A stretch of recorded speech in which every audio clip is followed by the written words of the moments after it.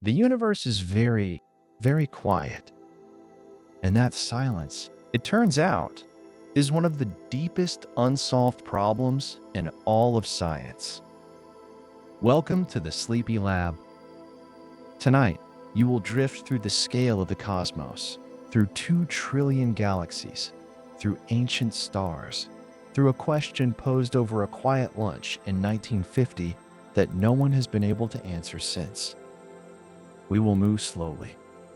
There is no hurry here. If you find comfort in these nights, consider subscribing, one sleepy soul at a time. Now, let's begin. Somewhere above you, beyond the ceiling, beyond the atmosphere, beyond the reach of any telescope we have ever built, the universe continues. It continues for a very long time.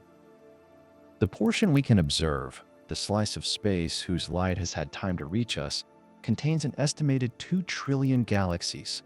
2 trillion, each one a vast island of stars, gas, and ancient light.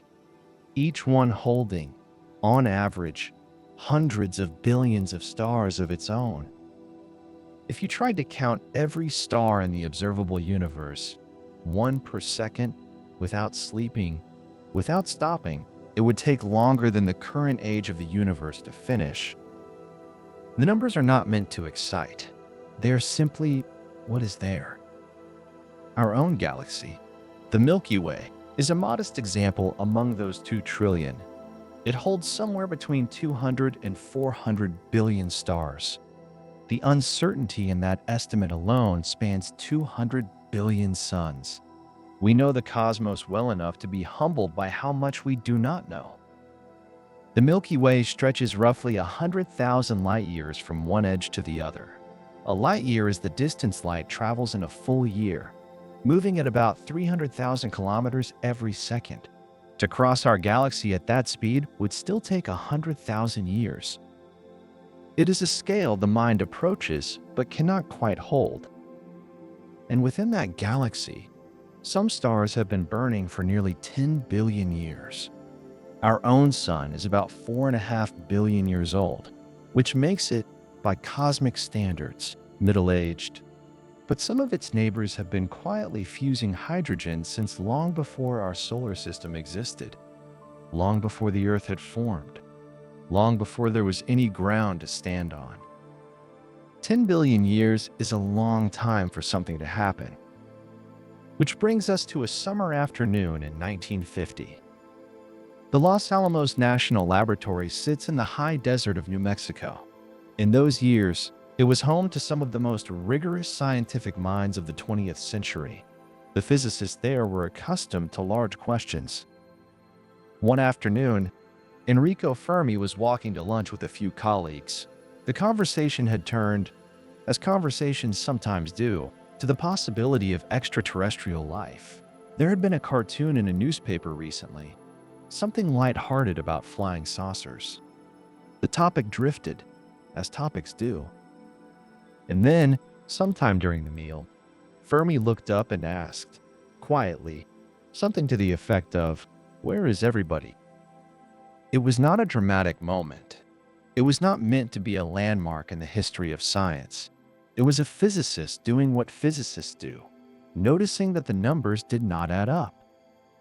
If the universe is this old and this large, and stars have been forming for billions of years, and planets appear to be common, then the conditions for life have existed, in principle, for an enormous span of time across an enormous volume of space. And yet, no signal, no visitor, no unmistakable sign that anyone else is out there. The silence, Fermi seemed to feel, required an explanation. That quiet question, "Where is everybody?" became known as the Fermi paradox. It is not a paradox in the strict logical sense. It is more of a tension, a gap between what the numbers seem to suggest and what we actually observe. It has not been resolved in the 70-some years since. 11 years after that lunch, a young astronomer named Frank Drake sat down and tried to make the question more precise. It was 1961. Drake was preparing for a small scientific meeting, the first serious gathering of researchers interested in the search for extraterrestrial intelligence. He wanted a way to organize the discussion, to give the conversation some structure. So he wrote an equation. The Drake equation, as it came to be known, was not designed to give a definitive answer. Drake himself understood that most of the values it required were unknown. The equation was a framework, a way of naming the things we would need to know in order to estimate how many communicating civilizations might exist in the Milky Way right now. It multiplied 7 factors together: the rate at which new stars form in the galaxy, the fraction of those stars that have planets, the number of those planets that might be suitable for life, the fraction where life actually arises, the fraction where life develops intelligence, the fraction of intelligent species that develop technology capable of sending detectable signals into space, and finally, the average length of time such a civilization continues to broadcast. Each factor narrows the estimate. Some of them we now know reasonably well. Others remain almost entirely uncertain. The rate of star formation in the Milky Way, for instance, is currently estimated at somewhere between 1 and 3 new stars per year. That is a number astronomers have measured with some confidence.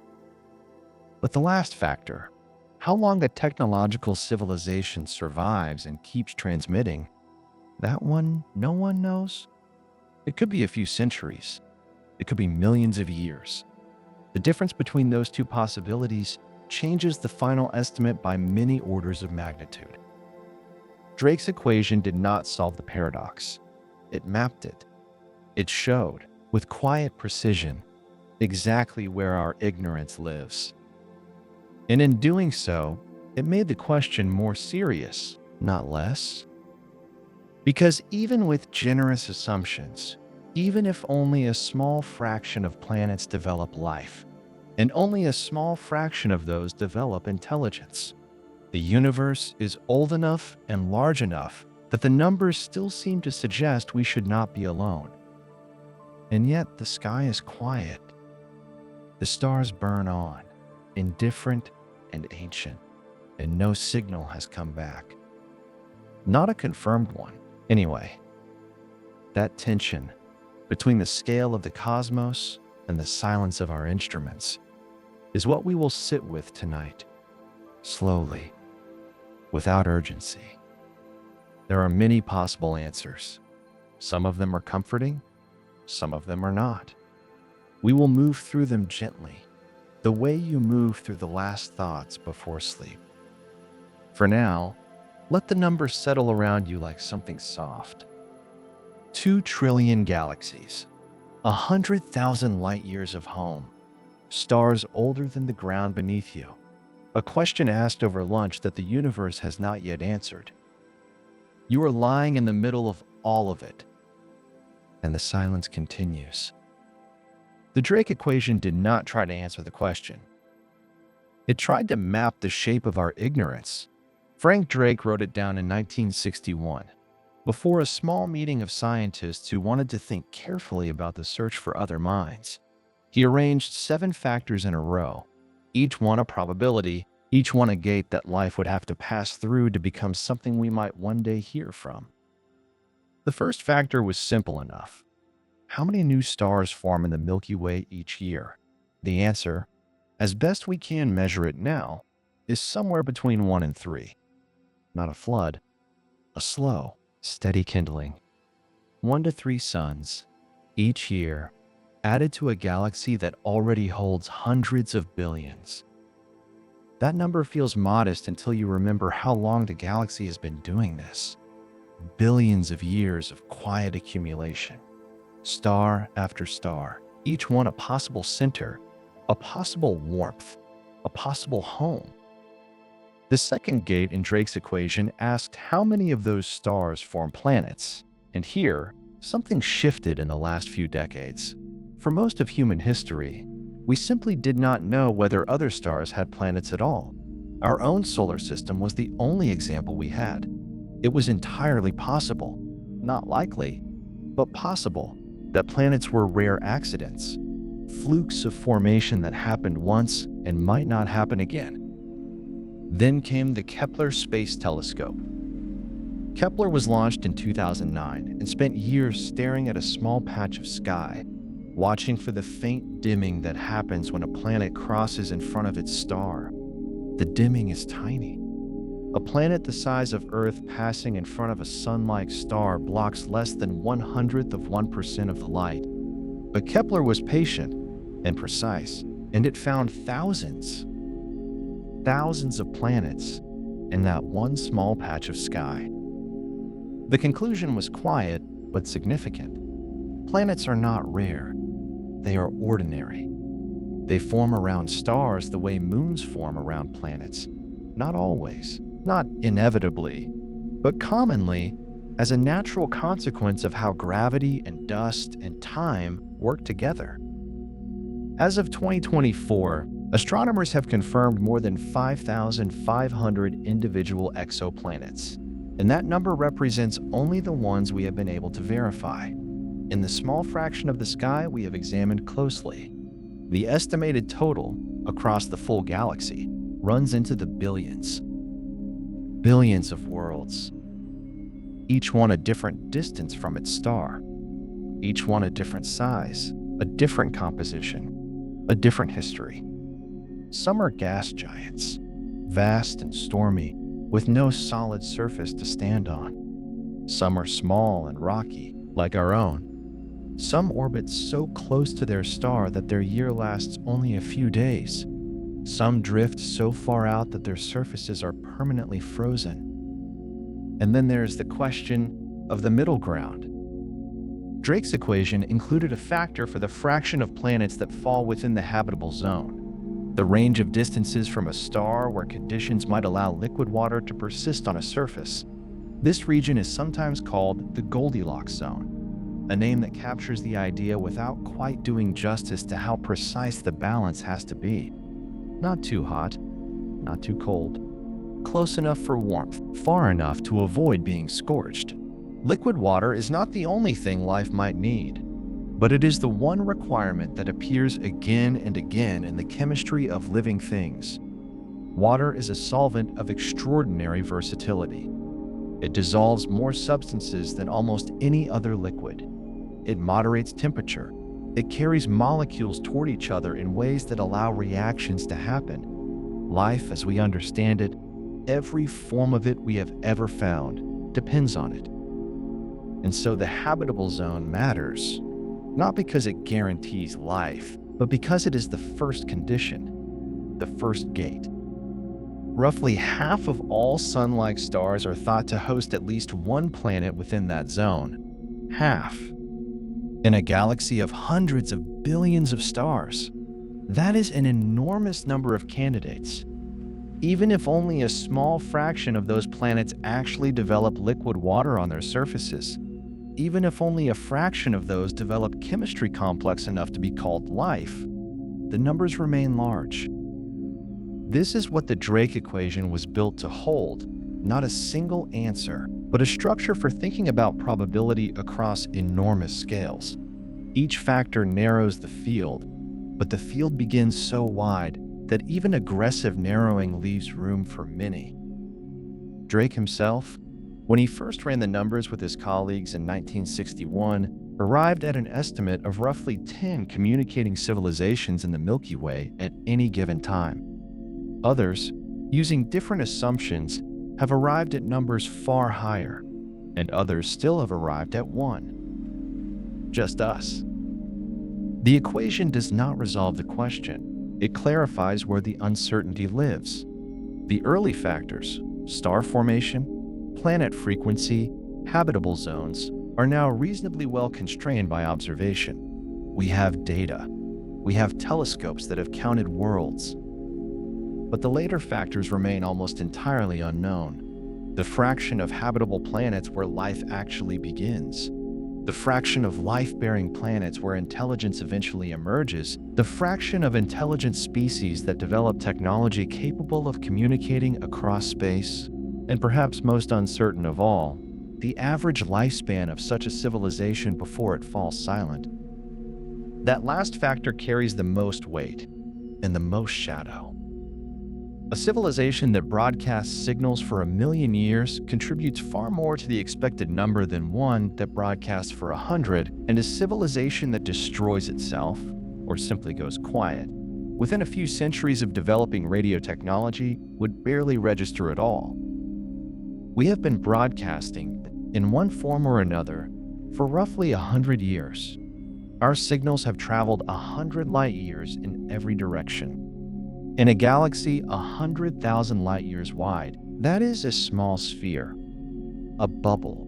Really, most of the Milky Way has not yet received the faintest whisper of our existence. And we have been listening for only a few decades. In cosmic terms, that is not long enough to draw conclusions from silence. A civilization 10,000 light years away could have been broadcasting for 1,000,000 years, and their signals might still be centuries from reaching us, or they might have passed through our part of space before we had ears to hear them. The silence, in other words, may not mean what it seems to mean, or it may mean exactly what it seems to mean. This is the weight the Drake equation leaves you with. Not an answer, but a set of open doors, each one leading somewhere different. Some leading to a universe teeming with quiet life that we simply have not found yet.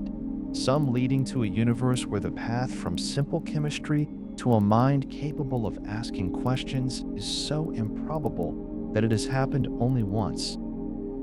Here, in this small corner of an ordinary galaxy, on a planet that formed around a star of no particular distinction, where, for reasons still not fully understood, something began to replicate itself in warm water 4 billion years ago, and kept going, and kept changing, and eventually looked up. The equation holds all of that uncertainty in 7 symbols. And the universe, so far, has not told us which door is open. Let that settle now. The numbers are large. The silence is real. And somewhere between those two facts, the question waits, patiently, the way the stars wait, without urgency, without end. There is something worth sitting with before the question grows any larger. The reason liquid water matters so much, the reason it appears in almost every serious discussion of life in the universe, is not arbitrary. Water is, in a quiet way, extraordinary. It dissolves more substances than almost any other liquid. It carries molecules toward each other, holds them in solution, lets them meet and react and separate and meet again. It expands when it freezes, so ice floats, and frozen lakes keep their liquid depths alive through winter. It moderates temperature, absorbing heat slowly and releasing it slowly, smoothing out the extremes that would otherwise make chemistry impossible. Life, as far as we can tell, needs all of that. Not just moisture, not just dampness, but liquid water, present and stable over long stretches of time. And so when astronomers look for places where life might exist, they look first for the conditions that allow water to remain liquid on a surface, not too close to a star, not too far, in that narrow band where the temperature holds. It is a small target in a very large universe.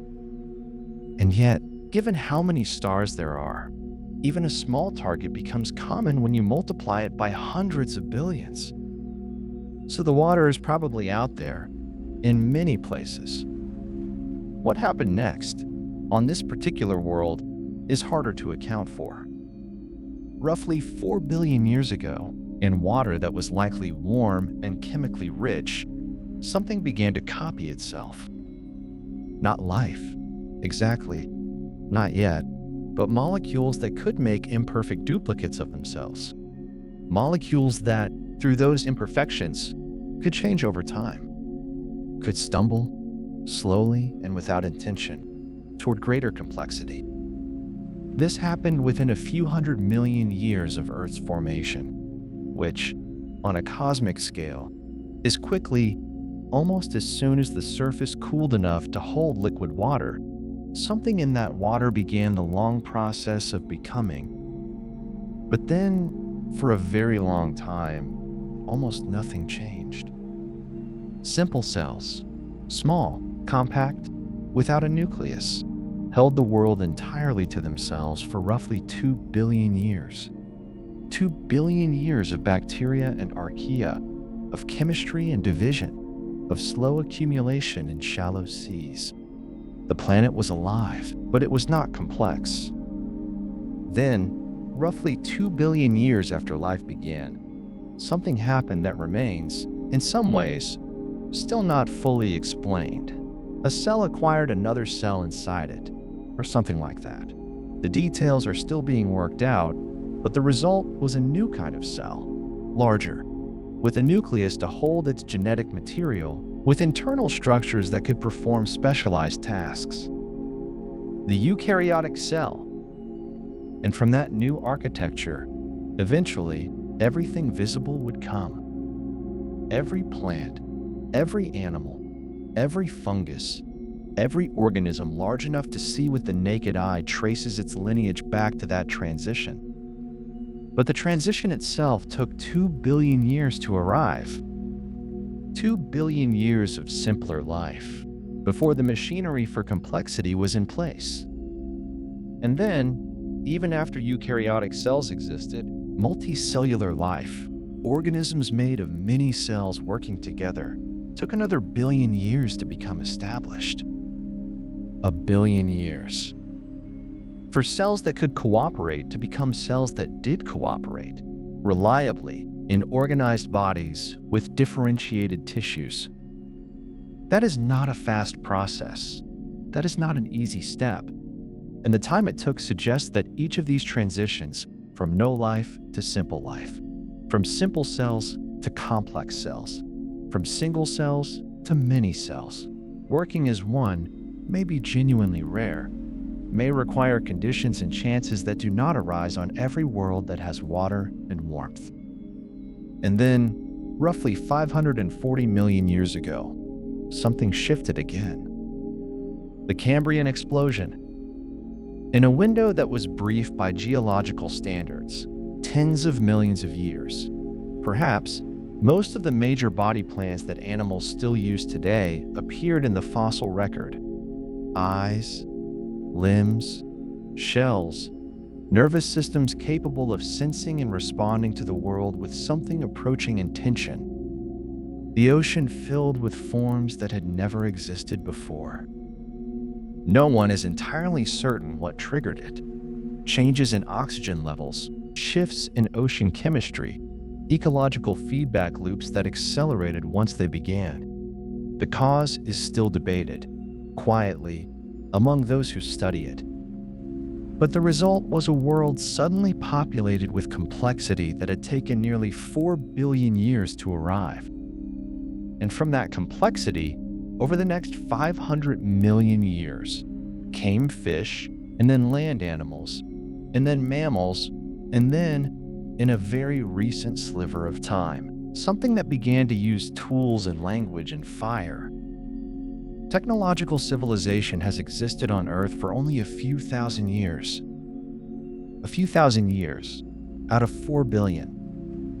If you compressed Earth's entire biological history into a single calendar year, technological civilization would appear in the last few seconds of the last minute of the last hour of December 31st. It is almost nothing, measured against the age of life on this planet. And yet here we are, with radio telescopes and space probes, and the ability to ask whether anyone else has done what we have done. This is the timeline that makes the Fermi paradox so difficult to hold. Because if this is how long it takes, if 4 billion years of biology are required before a species can look up and wonder, then the universe, old as it is, may not have had enough time in many places. The oldest stars capable of hosting rocky planets with heavy elements are perhaps 10 billion years old. perhaps a little more. And if life on such a world followed a similar pace to life on Earth, the first technological civilizations elsewhere might only now be emerging, or might still be a billion years away. The silence, seen this way, is not necessarily emptiness. It may be timing. The universe may be in the early chapters of a story that has barely begun. Or the timeline on Earth may be misleading, may be faster than typical, or slower, or shaped by conditions so specific that they do not repeat often. The rare Earth idea rests on exactly this uncertainty, on the possibility that the sequence of steps from warm water to wondering minds is not just long, but improbable at each stage. That the 2 billion-year wait for complex cells, the billion-year wait for multicellular life, the particular trigger of the Cambrian, the specific conditions of this planet around this star in this region of this galaxy, that all of it together is not a template, but an exception. If that is true, then the silence makes sense. Not because the universe is empty of water, or empty of planets, or empty of the raw ingredients, but because the path from ingredients to minds is so narrow, and so long, and so dependent on things going right at each step, that it may have been walked only once, or a handful of times, or perhaps more often than that, but not often enough to fill a galaxy with signals. There is no way, yet, to know. The fossil record on Earth tells us how it happened here. It does not tell us how likely it was. It cannot tell us whether the 2 billion-year pause before complex cells was inevitable, or lucky, or somewhere in between.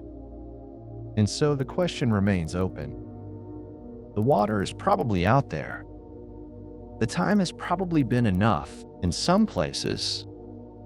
But whether the steps between water and wonder have been taken elsewhere, whether some other chemistry on some other world kept going and kept changing and eventually looked up, that is still, quietly, unanswered. Let that rest now. The timeline is long, the steps were slow, and the fact that they happened here, in this particular sequence, over this particular span of time, is either a sign that life finds a way, or a sign of something rarer than we would like to believe. There is a concept that sits quietly at the center of all these questions. It was introduced not by an astronomer, but by an economist, Robin Hanson, in 1998, and it is called the Great Filter. The idea is simple in its shape, even if what it implies is not. Somewhere between the formation of a rocky planet and the emergence of a civilization that can reach the stars, something stops almost everything. Not occasionally, not in some cases, almost always. Whatever that something is, whether it is a single catastrophic barrier or a long series of improbable steps, it filters out nearly all the candidates before they can make themselves known across the galaxy. The universe, by this reasoning, is not silent because it is empty of chemistry or time or suitable worlds. It is silent because something, somewhere along the path, is extraordinarily hard to cross. The question that follows is the one that matters most. Is the filter behind us or ahead? If it lies behind us, if the hardest step has already been taken, then the silence makes a kind of quiet sense. The transition from no life to simple life, or from simple cells to complex ones, or from complex cells to multicellular organisms, may have been so improbable that it has happened only rarely across the entire observable universe. We crossed it, most did not, and that is why we hear nothing. There is something almost comforting in that reading, not because it makes us special in a proud way, but because it means the road ahead, however difficult, is not already blocked. But there is another reading. If the filter lies ahead of us, If the barrier is something that technological civilizations tend to encounter after they reach a certain level of development, then the silence carries a different weight entirely. In that case, the cosmos is not quiet because life is rare. It is quiet because something tends to end it. This is where a particular discovery becomes, in the words of those who think carefully about these things, deeply troubling news. If we were to find microbial fossils on Mars, simple, ancient life, preserved in stone, it would be, on the surface, a profound and moving thing. Evidence that life arose not once, but at least twice in a single solar system. Evidence that the chemistry of living things is not a singular accident, but something the universe reaches for when conditions allow. And yet, that discovery would also mean something harder to sit with. It would mean that simple life is not the filter, that the barrier is not between chemistry and the first cell, that life, in its most basic form, gets started without too much difficulty when the ingredients are present.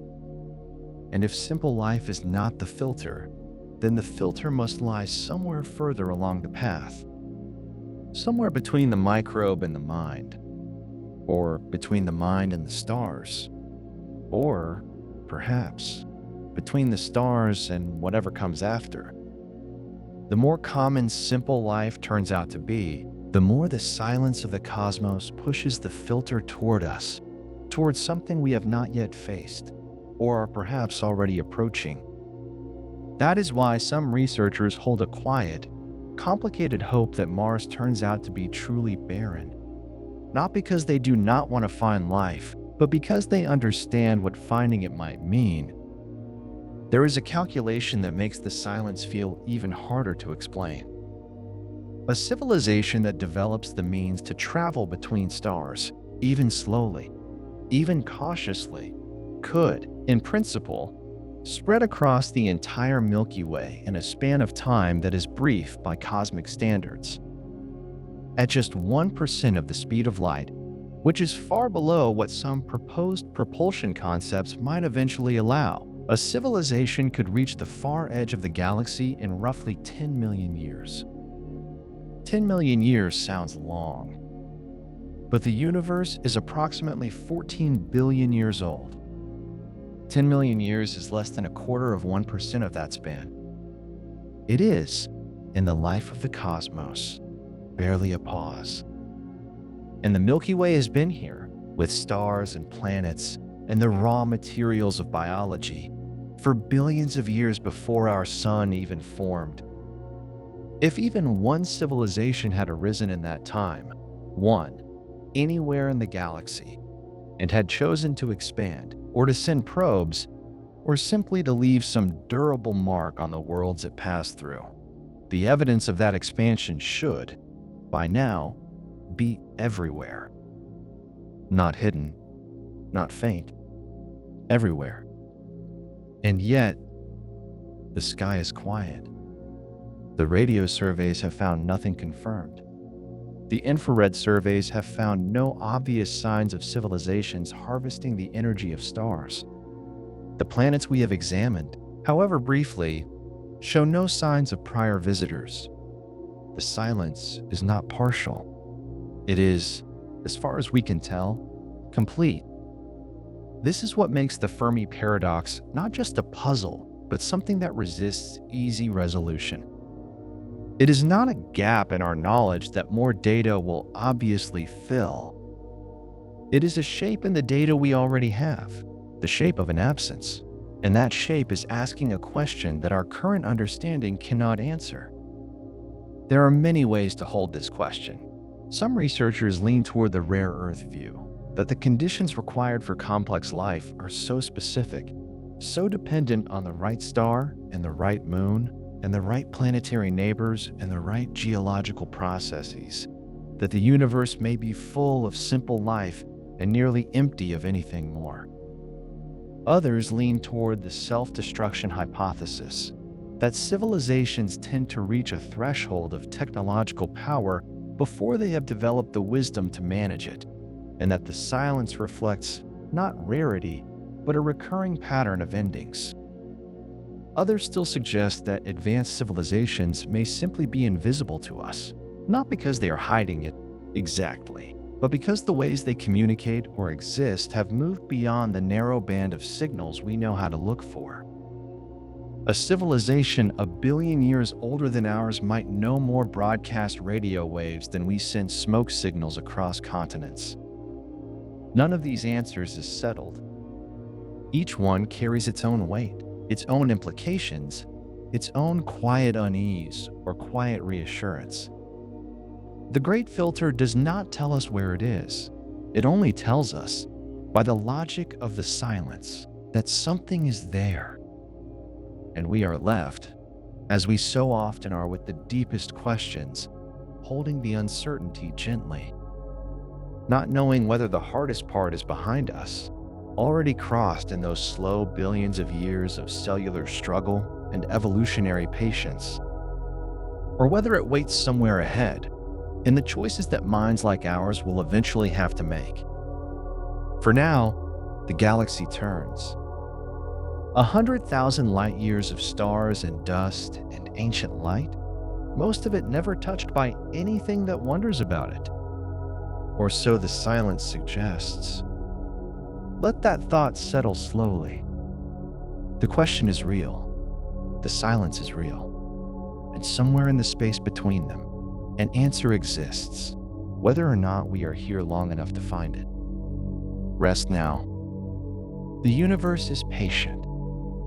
It has been asking this question for a very long time. There is another way to hold the silence. Not as a warning and not as an absence, but as a consequence of how rare the right conditions might be.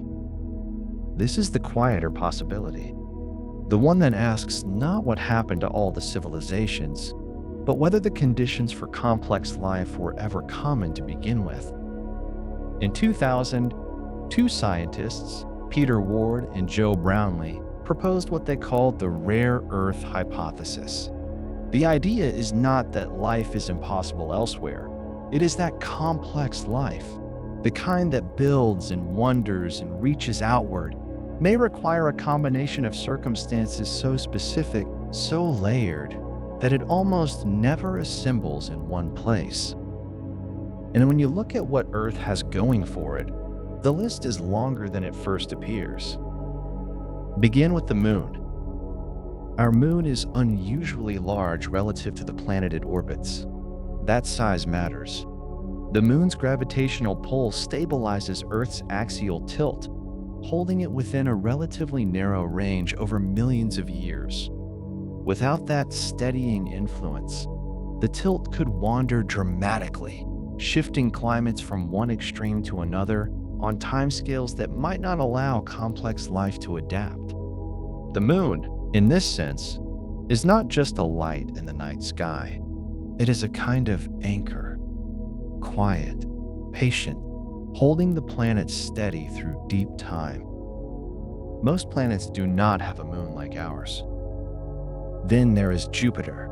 Jupiter is enormous, more than 1,000 times the volume of Earth, and its gravity reaches far, over billions of years. That gravitational influence has deflected a significant number of large asteroids and comets away from the inner solar system. Not all of them. Of course, Earth has been struck many times, and those impacts have shaped life's history in profound ways. But the frequency of catastrophic impacts may be lower than it would otherwise be, in part because of that distant giant standing watch. A solar system without a Jupiter-like planet in the right position might be a more violent place. More impacts, more extinctions, less time for complexity to accumulate. Earth's position within the galaxy also matters. The Milky Way is not uniform. Near the galactic center, stars are packed more densely and radiation levels are far higher. Supernovae occur more frequently there, and the environment is, by most assessments, hostile to the long-term stability that complex life seems to require. Earth sits in a quieter region, far enough from the center to avoid the worst of that radiation, but not so far out that the necessary heavy elements are scarce.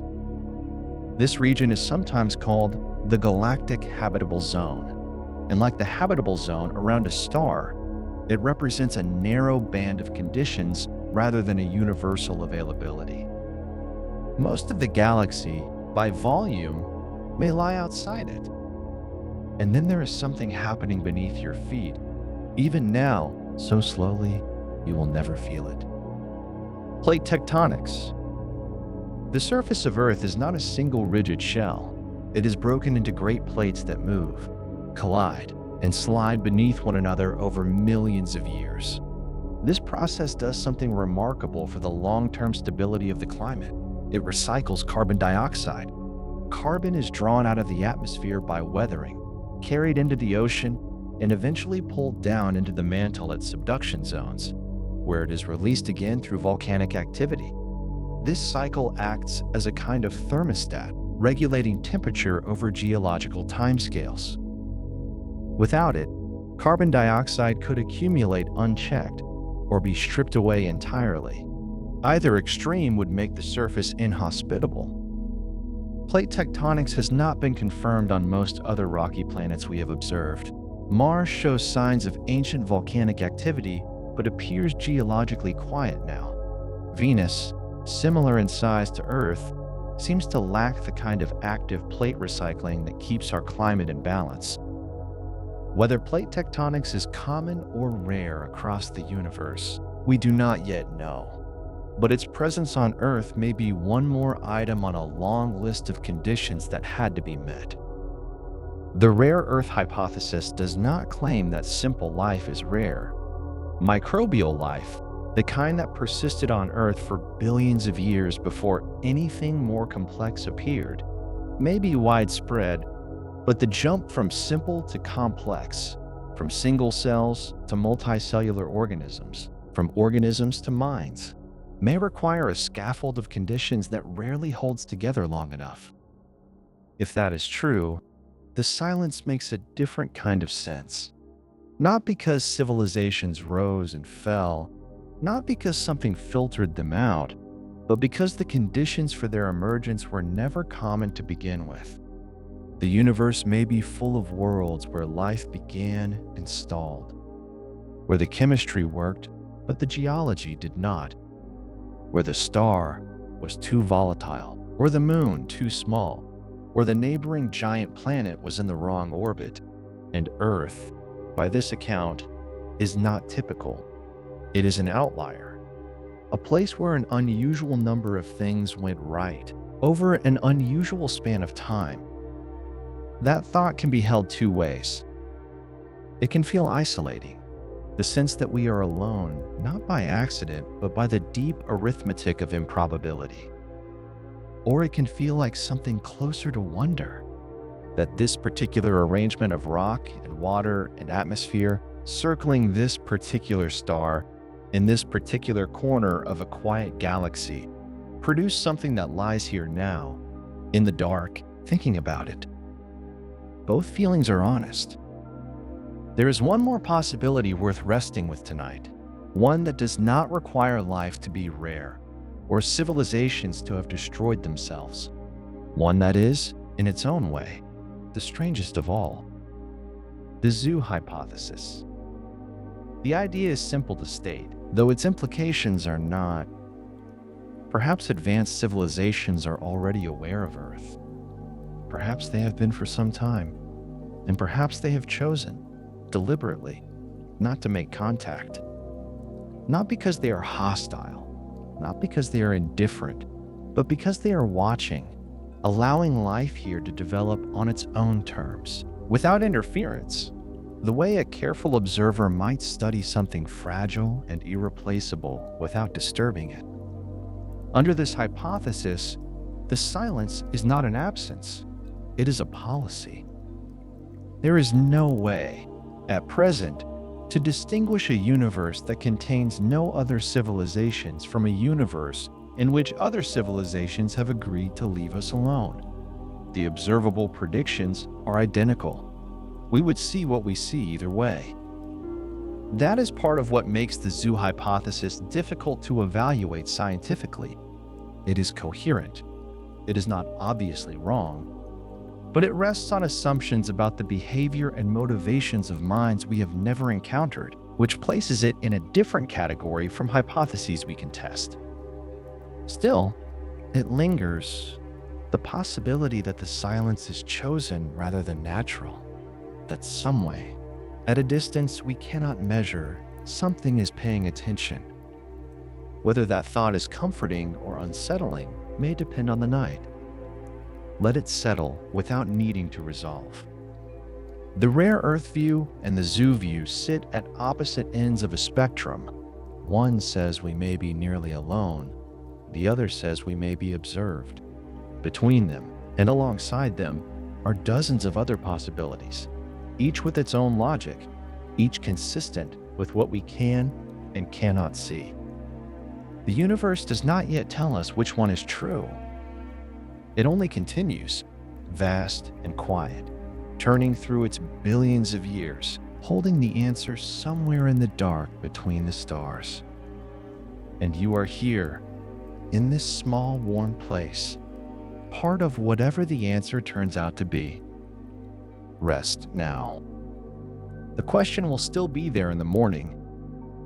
There is another possibility that sits closer to the darker end of the spectrum. Not the silence of indifference, and not the silence of careful watching, but the silence of fear. The dark forest theory begins with a simple premise. In a universe where resources are finite and the intentions of strangers are unknowable, the safest strategy for any civilization may be to stay hidden, to listen, but never to speak, to observe, but never to reveal. The logic is drawn from game theory. If you announce your presence, you cannot know how another civilization will respond. You cannot verify their intentions.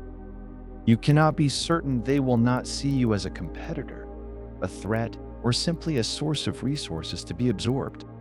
And in a universe old enough to have produced civilizations millions of years more advanced than our own, the asymmetry of that encounter would be absolute. So the theory suggests that any civilization that survives long enough learns this lesson. It goes quiet. It hides its signals, dims its lights, and watches the dark with great patience. And if that is true, then the silence we hear is not emptiness. It is the sound of everyone hiding at once. There is something almost unbearable in that image. A universe full of minds, each one listening, none willing to speak first. Each one rational, each one afraid, each one alone by choice rather than by circumstance.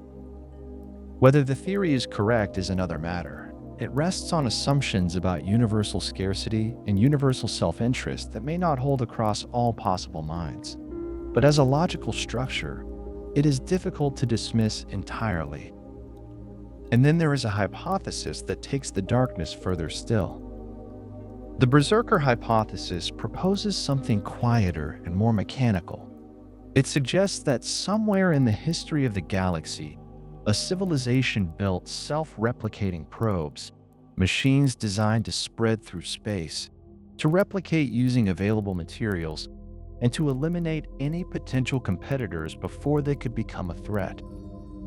The probes would not need to be malicious in any human sense. They would simply be following instructions. Seek, assess, remove, and then replicate and continue.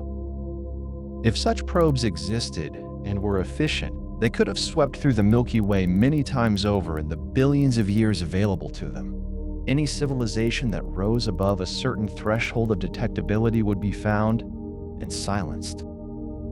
The silence, in this view, would not be a mystery at all. It would be the expected outcome of a process already completed, long before we arrived.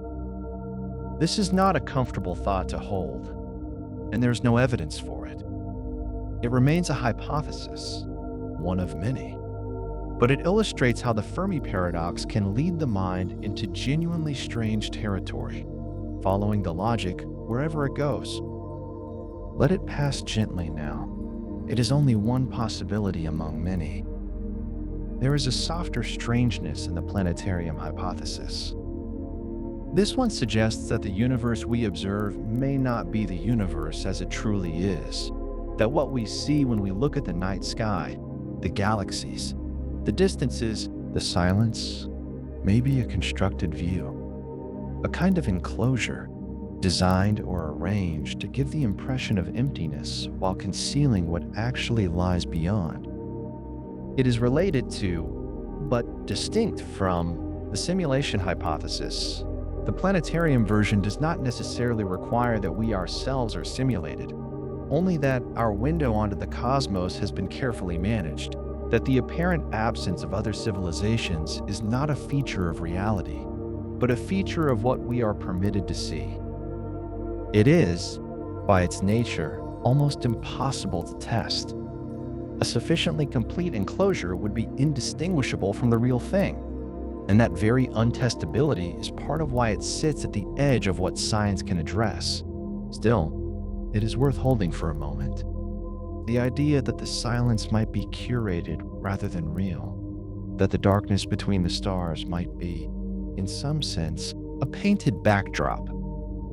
Then let it go, gently, back into the quiet. The transcension hypothesis moves in a different direction entirely, and there is something almost peaceful in it. It proposes that advanced civilizations do not expand outward into space.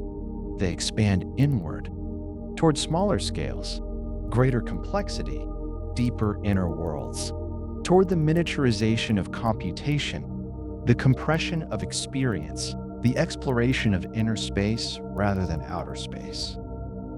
A civilization that has mastered the physics of information might find more to explore in a cubic centimeter of structured matter than in 1,000 light years of empty interstellar space.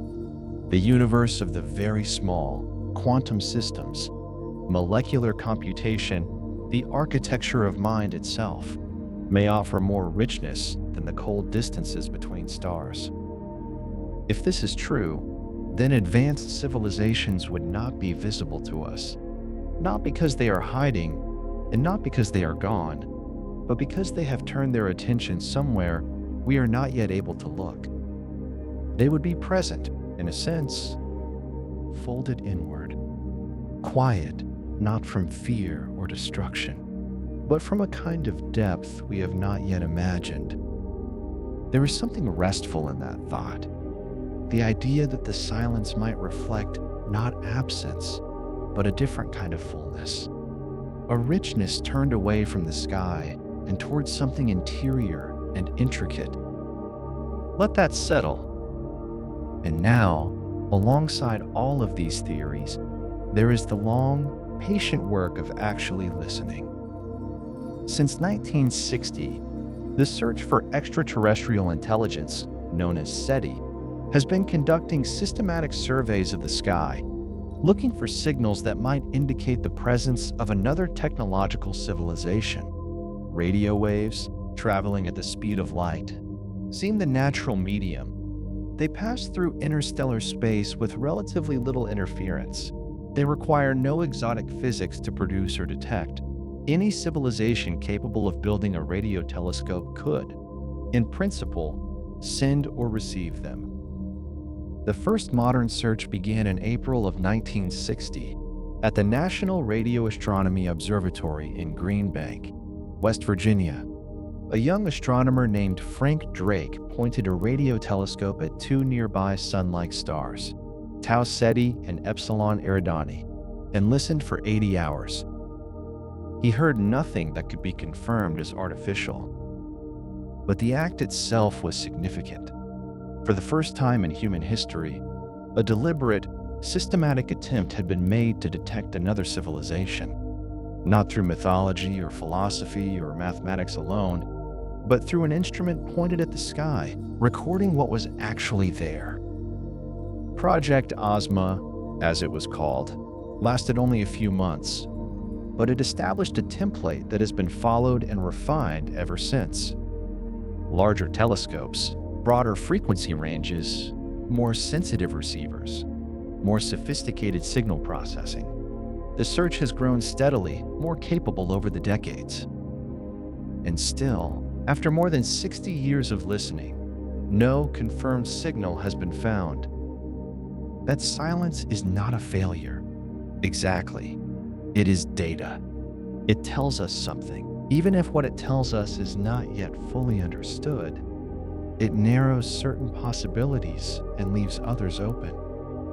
It is the kind of silence that a careful scientist holds with patience rather than despair. The search continues tonight, as it has every night for decades. Somewhere, a receiver is open to the sky. Somewhere, data is being recorded and analyzed. The question is still being asked, quietly and persistently, by instruments that do not tire. And you are here in the warmth and the quiet, while all of that continues without you needing to do anything at all. The sky is listening. And so, in your own way, are you? Rest now. There was one moment in all those decades of listening that has never quite been explained. It happened on the 15th of August in 1977.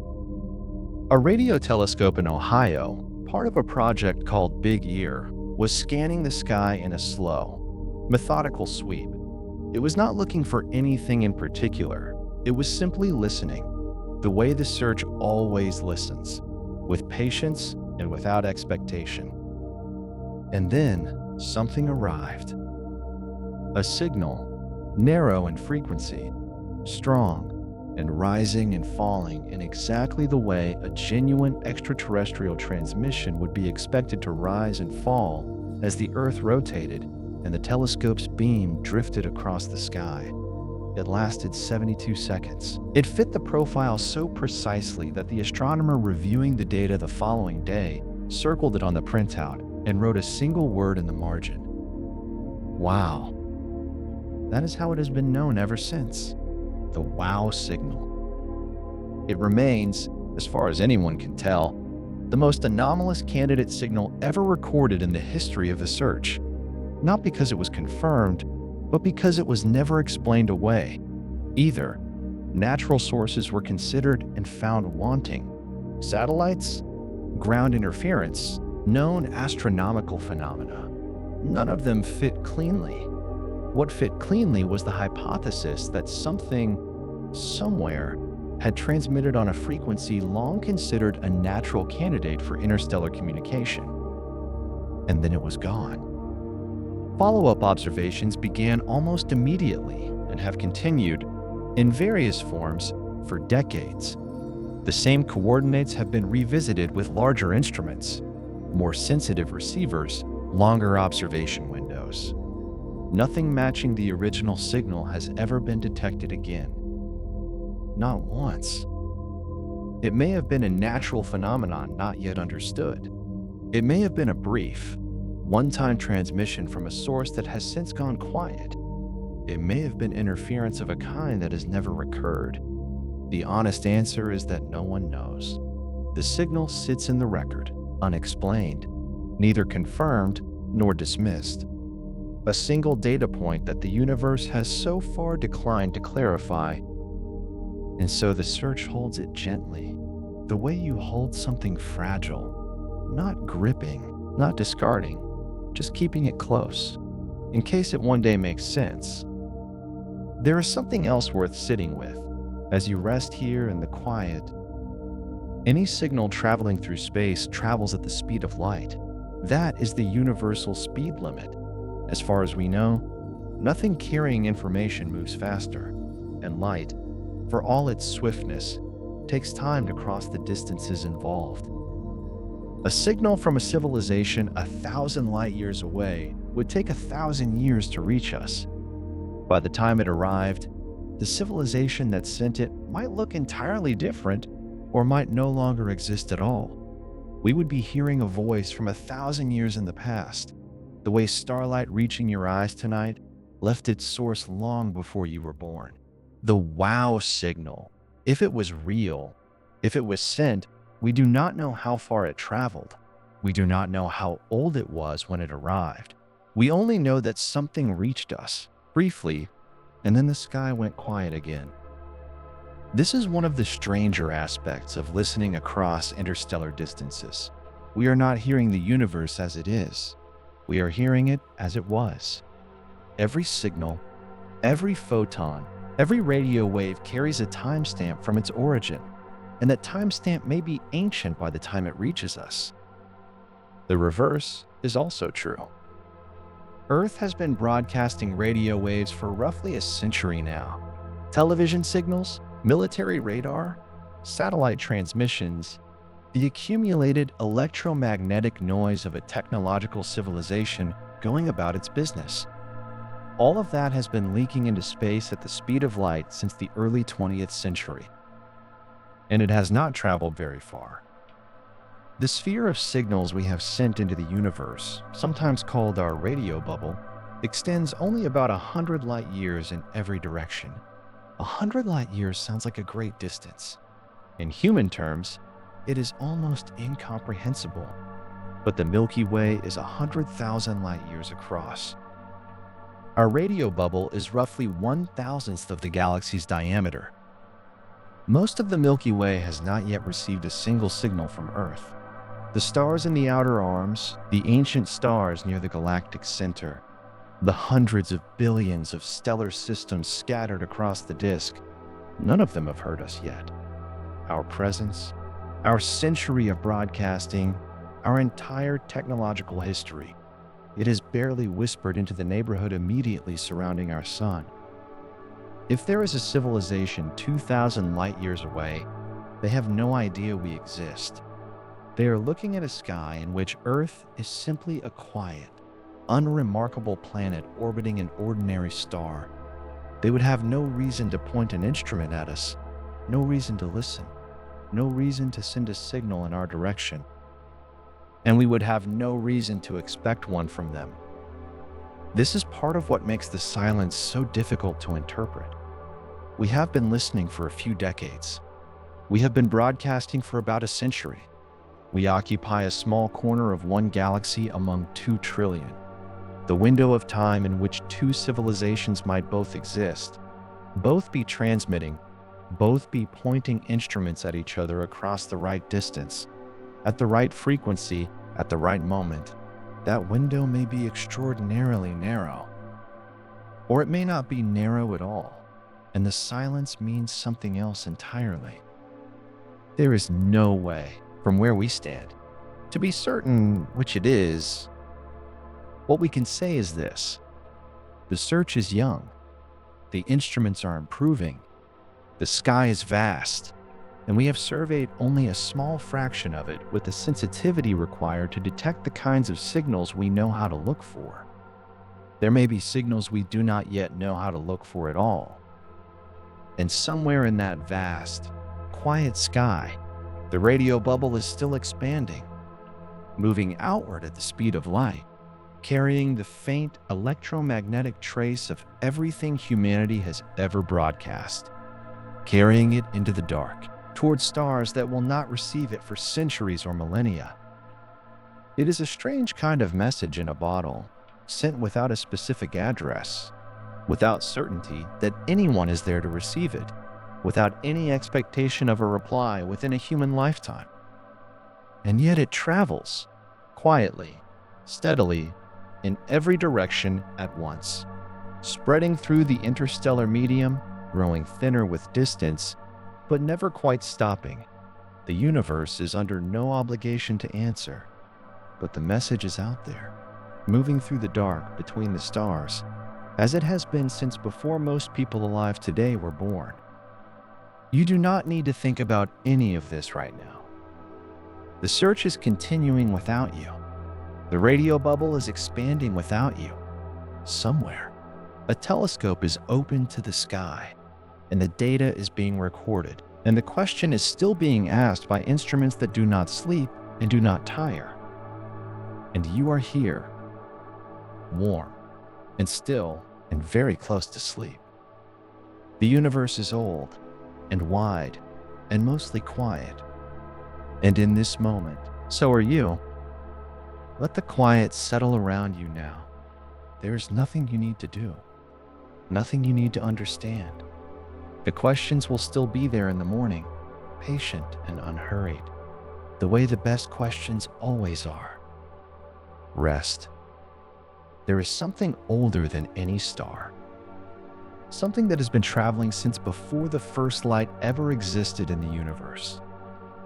It is called the cosmic microwave background, and it is, as far as we can tell, the oldest light in the universe. Not the light of a star or a galaxy or any object we could point to, but a faint, even glow, a kind of thermal whisper left over from a time roughly 380,000 years after the universe began. Before that moment, the universe was too hot and too dense for light to travel freely. Photons were constantly scattered, absorbed, re-emitted. The cosmos was opaque, like the interior of a sun. And then, as the universe expanded and cooled, electrons and protons settled into atoms for the first time, and the light was released. It has been traveling ever since. That glow is still detectable today, stretched by billions of years of cosmic expansion into microwave frequencies, barely above absolute zero in temperature. It arrives from every direction equally, a nearly perfect sphere of ancient light surrounding us on all sides. We are, in a sense, sitting inside the oldest photograph ever taken. And yet, even that light came after a long darkness. Before the cosmic microwave background was released, and for several 100 million years afterward, the universe contained no stars at all, no light sources, just hydrogen and helium, slowly gathering under gravity, cooling in the dark. This period has a name, the Cosmic Dark Ages, and it lasted, as far as we can tell, for somewhere between 1 and several 100 million years. It is difficult to hold that in mind. A universe that existed and expanded and cooled in complete darkness. No photon of visible light crossing the void between anything, because there was nothing to emit it, just gas and gravity and time. And then, slowly, the first stars ignited. The details of exactly when and how are still being studied, but at some point, pockets of gas grew dense enough to collapse under their own weight, and nuclear fusion began, and light entered the universe for the first time. These first stars were enormous by later standards, some of them perhaps hundreds of times the mass of our sun, burning hot and fast and briefly. But they were missing something. The first generation of stars formed from almost nothing but hydrogen and helium, the only elements that existed in significant quantities after the Big Bang. There was no carbon, no oxygen, no iron, no silicon.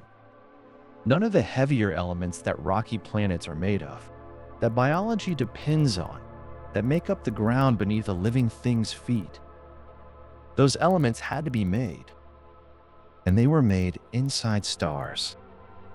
Deep in the cores of massive stars, nuclear fusion builds heavier and heavier elements.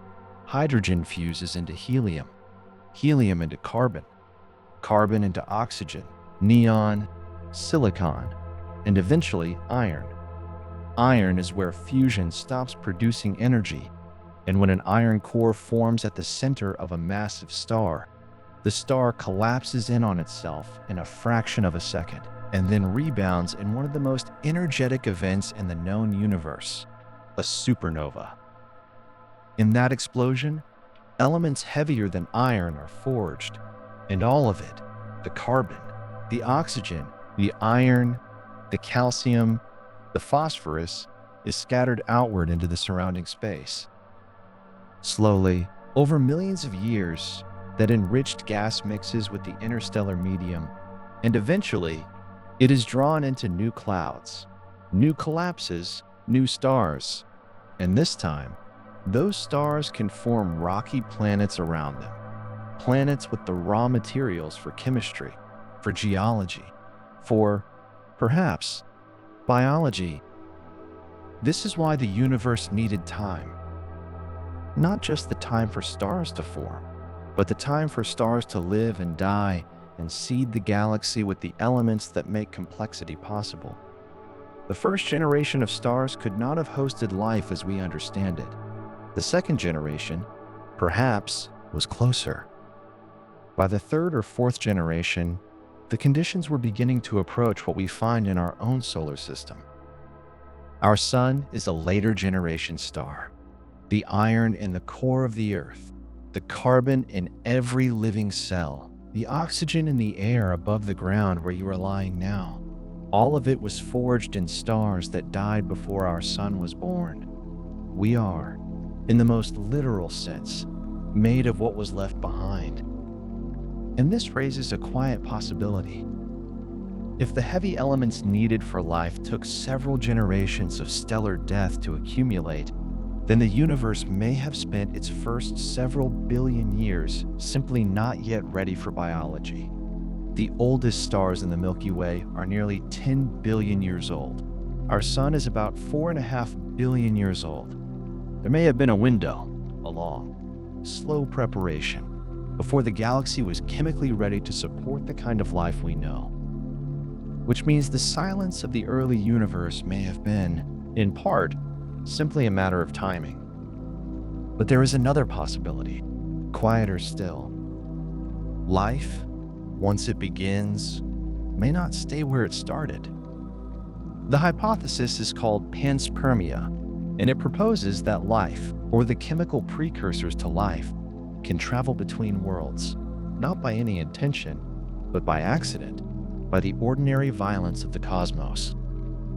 When a large asteroid or comet strikes a planet, the impact can eject material into space with enough force to escape the planet's gravity entirely. Rocks, carrying whatever was living or forming inside them, drift outward into the solar system. Some of those rocks, over millions of years, may fall onto other worlds. And if anything survived the journey, the vacuum, the radiation, the cold, the heat of re-entry, it might find a new surface, a new chemistry, a new beginning. There is a more specific version of this idea called lithopanspermia, which focuses on microbes inside rocks, and the evidence that some organisms can survive conditions that seem impossible.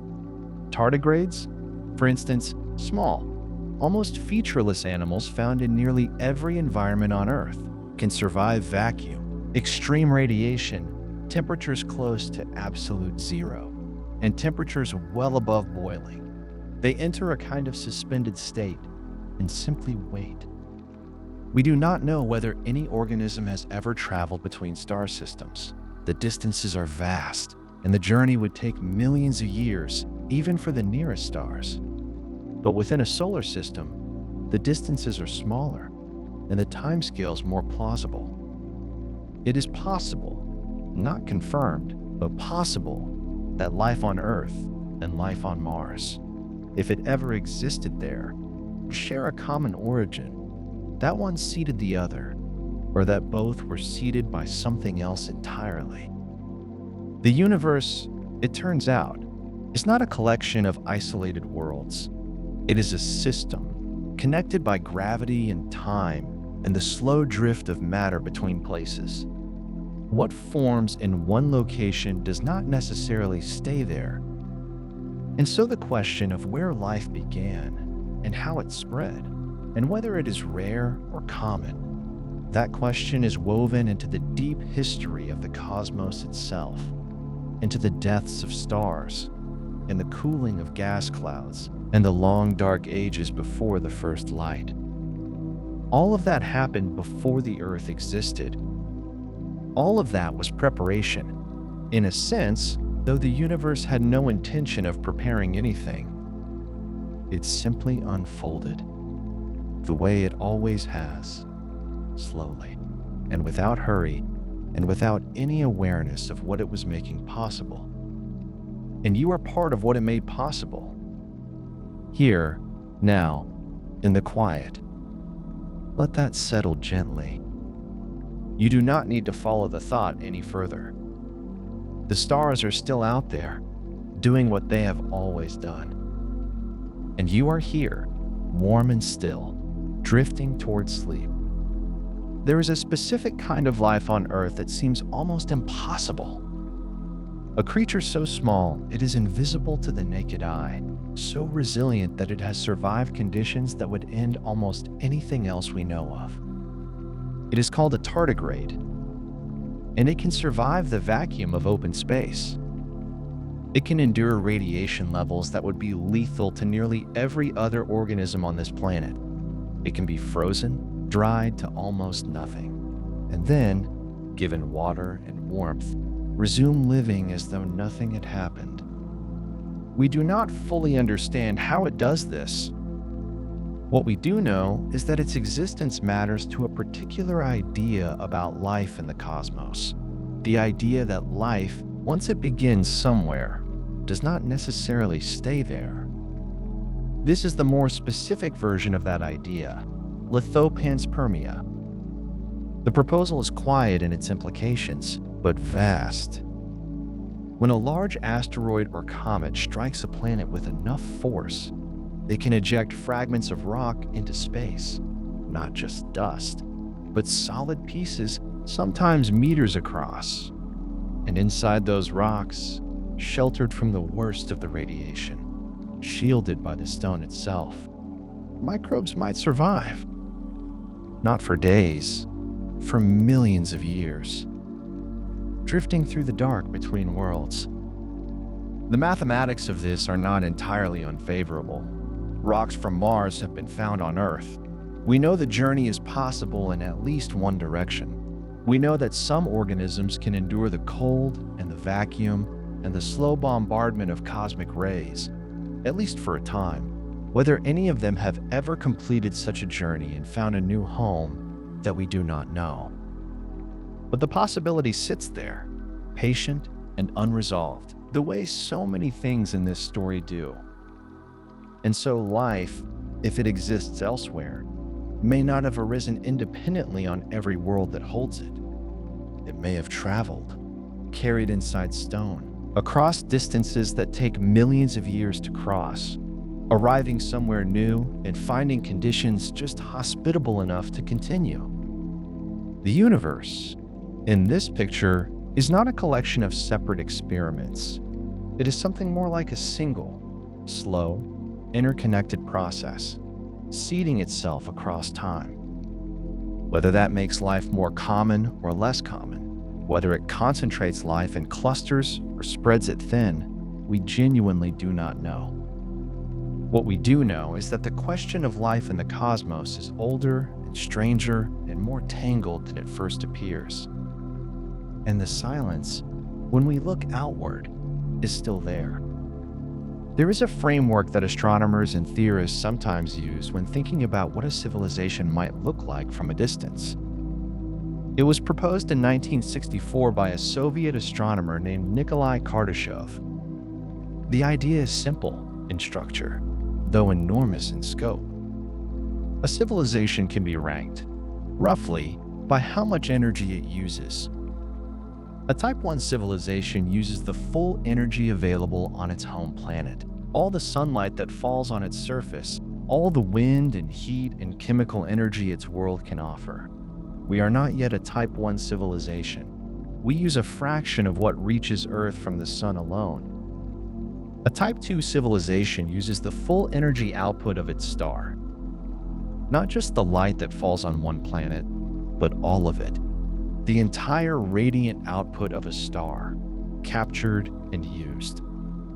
To do this, such a civilization might build structures around its star, not a solid shell, which would be mechanically impossible at that scale, but perhaps a vast swarm of collectors, millions or billions of individual platforms, each harvesting a portion of the light, together forming something that surrounds the star almost completely.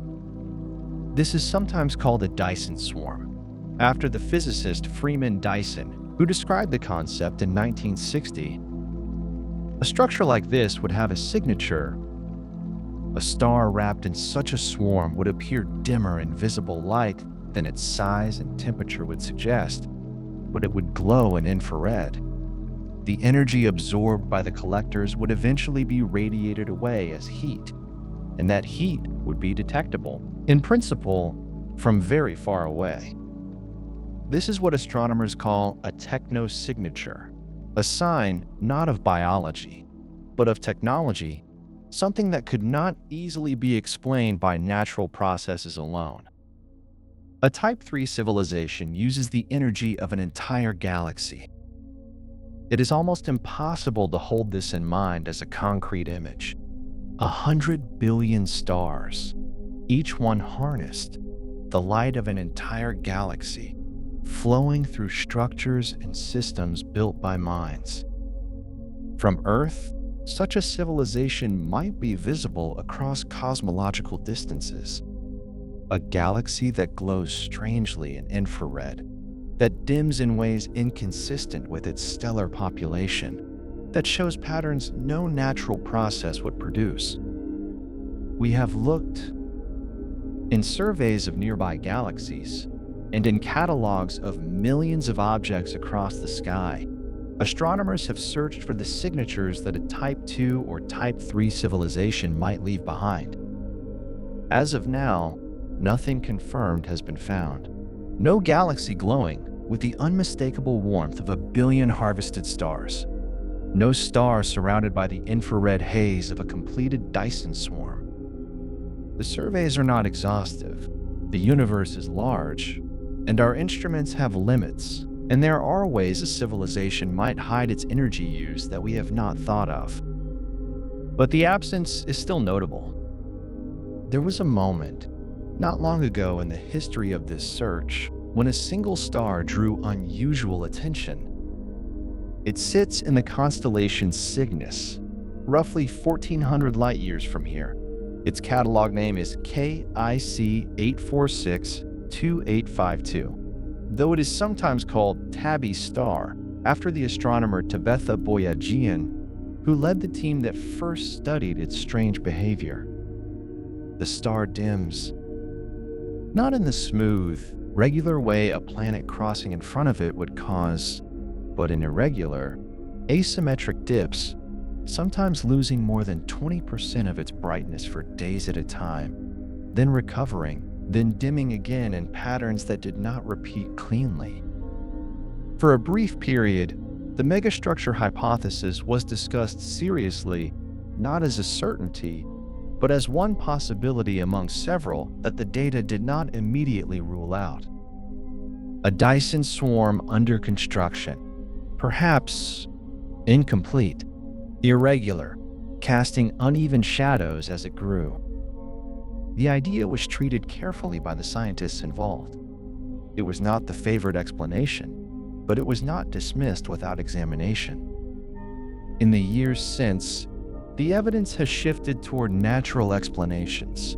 Dust, likely clouds of fine material orbiting the star in complex configurations, absorbing and scattering light in ways that mimic something stranger than they are. The star is probably not surrounded by alien megastructures, but the episode is worth remembering, not because it confirmed anything, but because of what it demonstrated, that we now have instruments sensitive enough to notice that if something like a Dyson swarm existed around a nearby star, we might see it. That the search has become, in some ways, genuinely capable. And still, nothing confirmed. The silence continues. Not as a failure, exactly, but as a fact that sits at the center of this question and does not move. A universe 14 billion years old, 2 trillion galaxies, stars that have been burning for nearly as long as time has existed, and no clear sign, anywhere we have looked, of another mind that has reached the scale these frameworks describe. The Kardashev scale was meant as a tool for thinking about what to look for.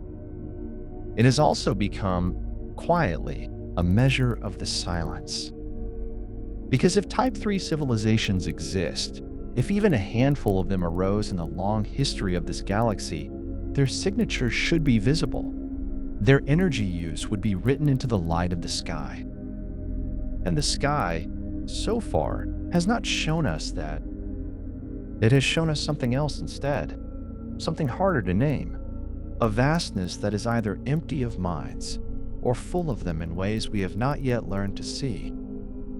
That question remains open, and the night holds it gently, the way it holds everything.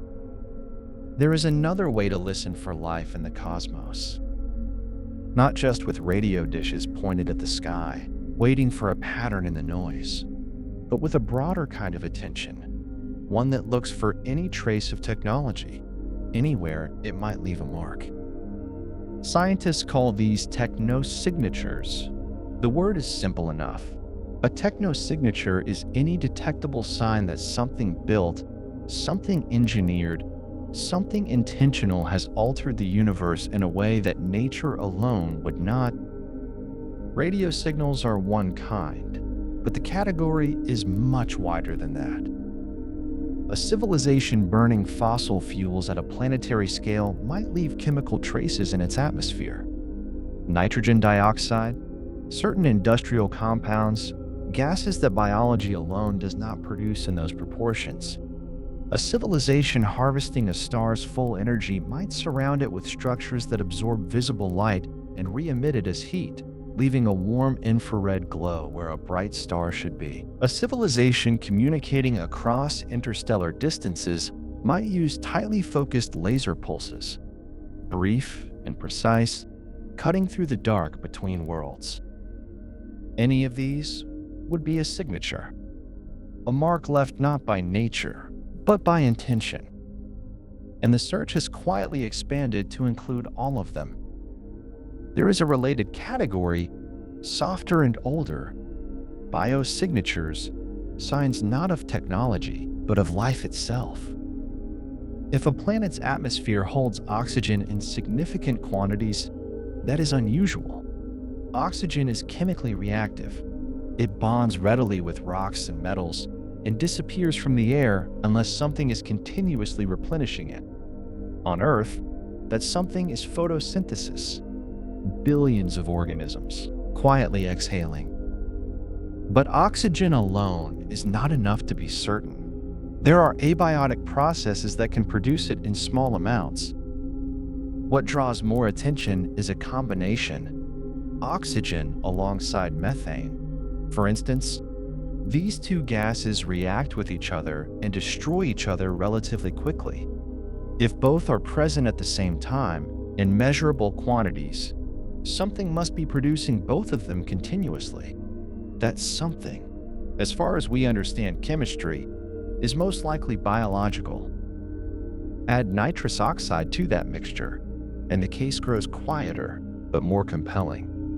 Nitrous oxide in an atmosphere, at the levels biology can produce, is another whisper of life. Not proof, but a pattern that asks to be explained. For most of the history of astronomy, detecting these combinations in the atmosphere of a planet orbiting another star was not possible. The light from a distant world is overwhelmed by the light of its star. The signal is buried. That has begun to change. The James Webb Space Telescope, which began its scientific observations in 2022, carries instruments sensitive enough to analyze the atmospheric composition of some exoplanets, not all of them, and not yet with the precision needed to confirm biology. But the window has opened. When a planet passes in front of its star, a small fraction of the starlight filters through the planet's atmosphere before reaching us. Different molecules absorb different wavelengths of that light, and by studying which wavelengths are missing, astronomers can begin to read what the atmosphere contains. It is a delicate measurement. The signals are faint, and the interpretations require care. But for the first time in history, we have a tool that can, in principle, detect the chemical fingerprints of life on a world we will never visit. The search has grown quieter and more precise at the same time. And yet the question beneath all of this remains, If life is common, if biosignatures are waiting to be found on dozens or hundreds of worlds, why has the universe not already shown us something unmistakable? Why, in all the light that has reached us, has nothing yet resolved into a clear answer? Some of the most thoughtful responses to that question reach beyond the boundaries of our universe entirely. Eternal inflation is a framework that emerged from cosmology in the latter decades of the 20th century. It proposes that the rapid expansion that shaped our universe in its earliest moments did not stop, that it continues elsewhere, in regions of space we can never observe, and that within that endless expansion, new universes are constantly forming, each one a bubble, sealed off from the others, each one potentially governed by its own physical constants. In this picture, our universe is not the universe. It is one outcome among an uncountable number of outcomes, a single bubble in an infinite foam. The physical constants that make our universe hospitable, the strength of gravity, the mass of the electron, the value of the cosmological constant, are not fixed truths in this framework. They are local conditions, the particular values that happened to settle in our bubble when it formed. In other bubbles, those values might be different, slightly different, or vastly different. Most configurations, as far as we can reason about them, would not produce stars, would not produce atoms heavier than hydrogen, would not produce the long, stable conditions that biology seems to require. But some would, and in those that do, observers would eventually arise, and they would look around at their universe and find it, as we do, precisely suited to their existence. This is the selection effect at the heart of the multiverse idea. We should not be surprised to find ourselves in a universe compatible with our existence, because we could only ever find ourselves in such a universe. The others, if they exist, are simply not places where anyone is asking questions. It is a strange kind of reasoning. It does not feel like an explanation so much as a reminder of what we are allowed to conclude from our own presence. And it does not, on its own, resolve the silence. Even within a universe like ours, the question of where the other minds are remains. There is another framework, smaller in scale but no less strange, that sometimes enters these conversations. The many worlds interpretation of quantum mechanics proposes that every quantum event, every moment where a particle could go one way or another, where a measurement could yield one result or another, does not resolve into a single outcome. It branches. Both outcomes occur, each in its own version of reality, each version continuing forward, neither aware of the other. In this picture, the universe is not a single history, but an endlessly ramifying tree of histories, every moment splitting into new branches, every branch splitting again. It is not a fringe idea. It is one of the serious interpretations of quantum mechanics, taken carefully by physicists who have thought about it for decades.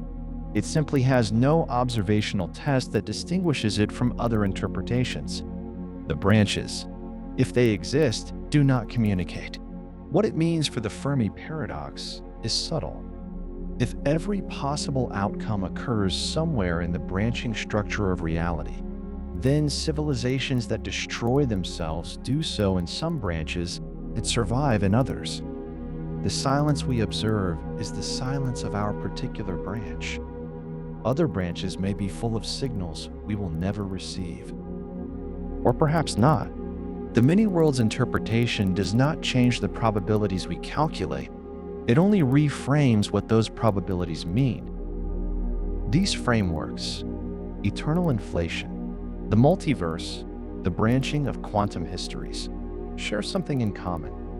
They're all ways of asking whether the universe we observe is the whole story, or only a small part of something far larger and stranger. None of them can be tested directly, at least not yet. They sit at the edge of what physics can currently reach, not quite science, not quite philosophy, but something in the space between. And the Fermi paradox lives in that same space. A question that is clearly scientific in its framing, and yet reaches, at its edges, into territory where the tools of science grow quiet. The silence of the cosmos does not belong only to astronomy. It belongs to all the ways we have of asking what is real, and what is possible, and whether we are alone in it. String theory, in its attempt to unify the fundamental forces of nature, arrived at something unexpected. It did not produce a single description of the universe. It produced an enormous number of them. The mathematics of string theory allows for something in the range of 10 to the power of 500 possible configurations, each one a different set of physical laws, a different universe with different constants, different particles, different possibilities. 10 to the power of 500 is not a number that can be held in the mind. It is larger than the number of atoms in the observable universe by a margin so vast that comparison loses meaning. Each of those configurations, in some versions of the theory, corresponds to a real place, a bubble of space-time with its own rules, its own physics, its own version of what is possible. And in most of them, life as we know it would be impossible. The constants would be wrong. The forces would not balance. Stars would not form, or atoms would not hold together, or the universe would collapse before anything could arise to notice it. Only a narrow range of configurations produces a universe like ours, one where hydrogen burns slowly in stars, where carbon forms long chains, where water stays liquid across a useful range of temperatures. This is sometimes called the fine-tuning problem. The physical constants of our universe, the strength of gravity, the mass of the electron, the value of the cosmological constant, appear to be set with extraordinary precision. Change any of them by even a small amount, and the universe becomes sterile.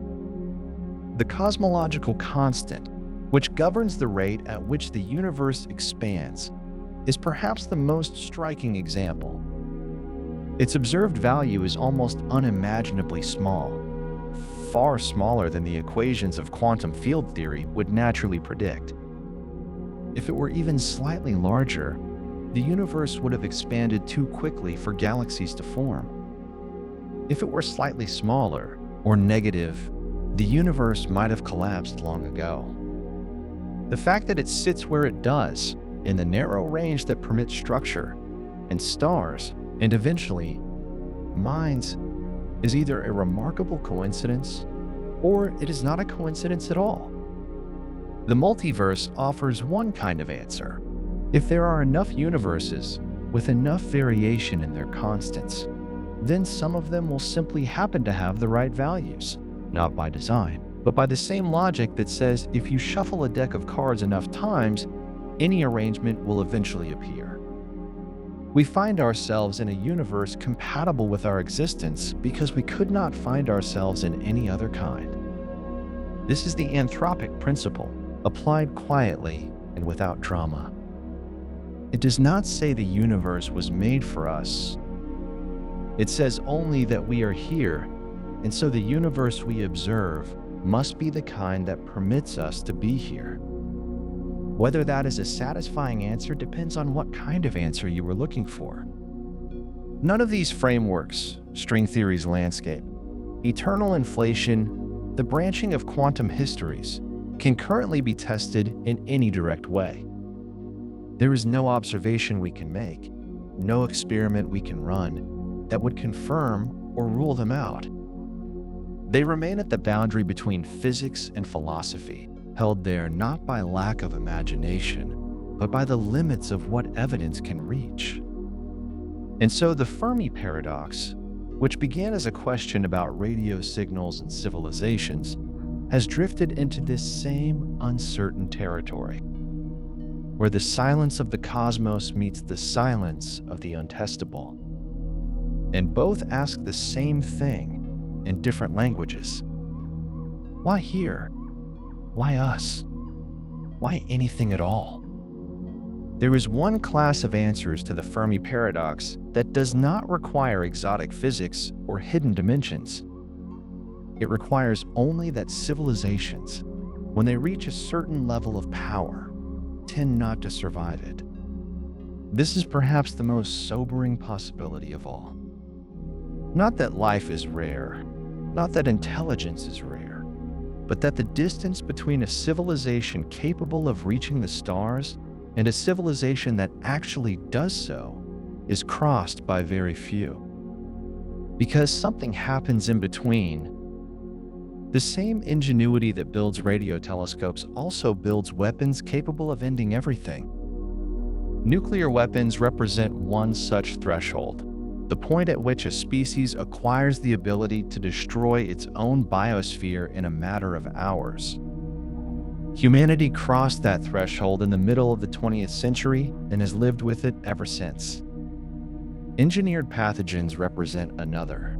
The tools of modern biology, which have brought enormous benefits in medicine and agriculture, also lower the barrier to creating organisms that could spread beyond any containment.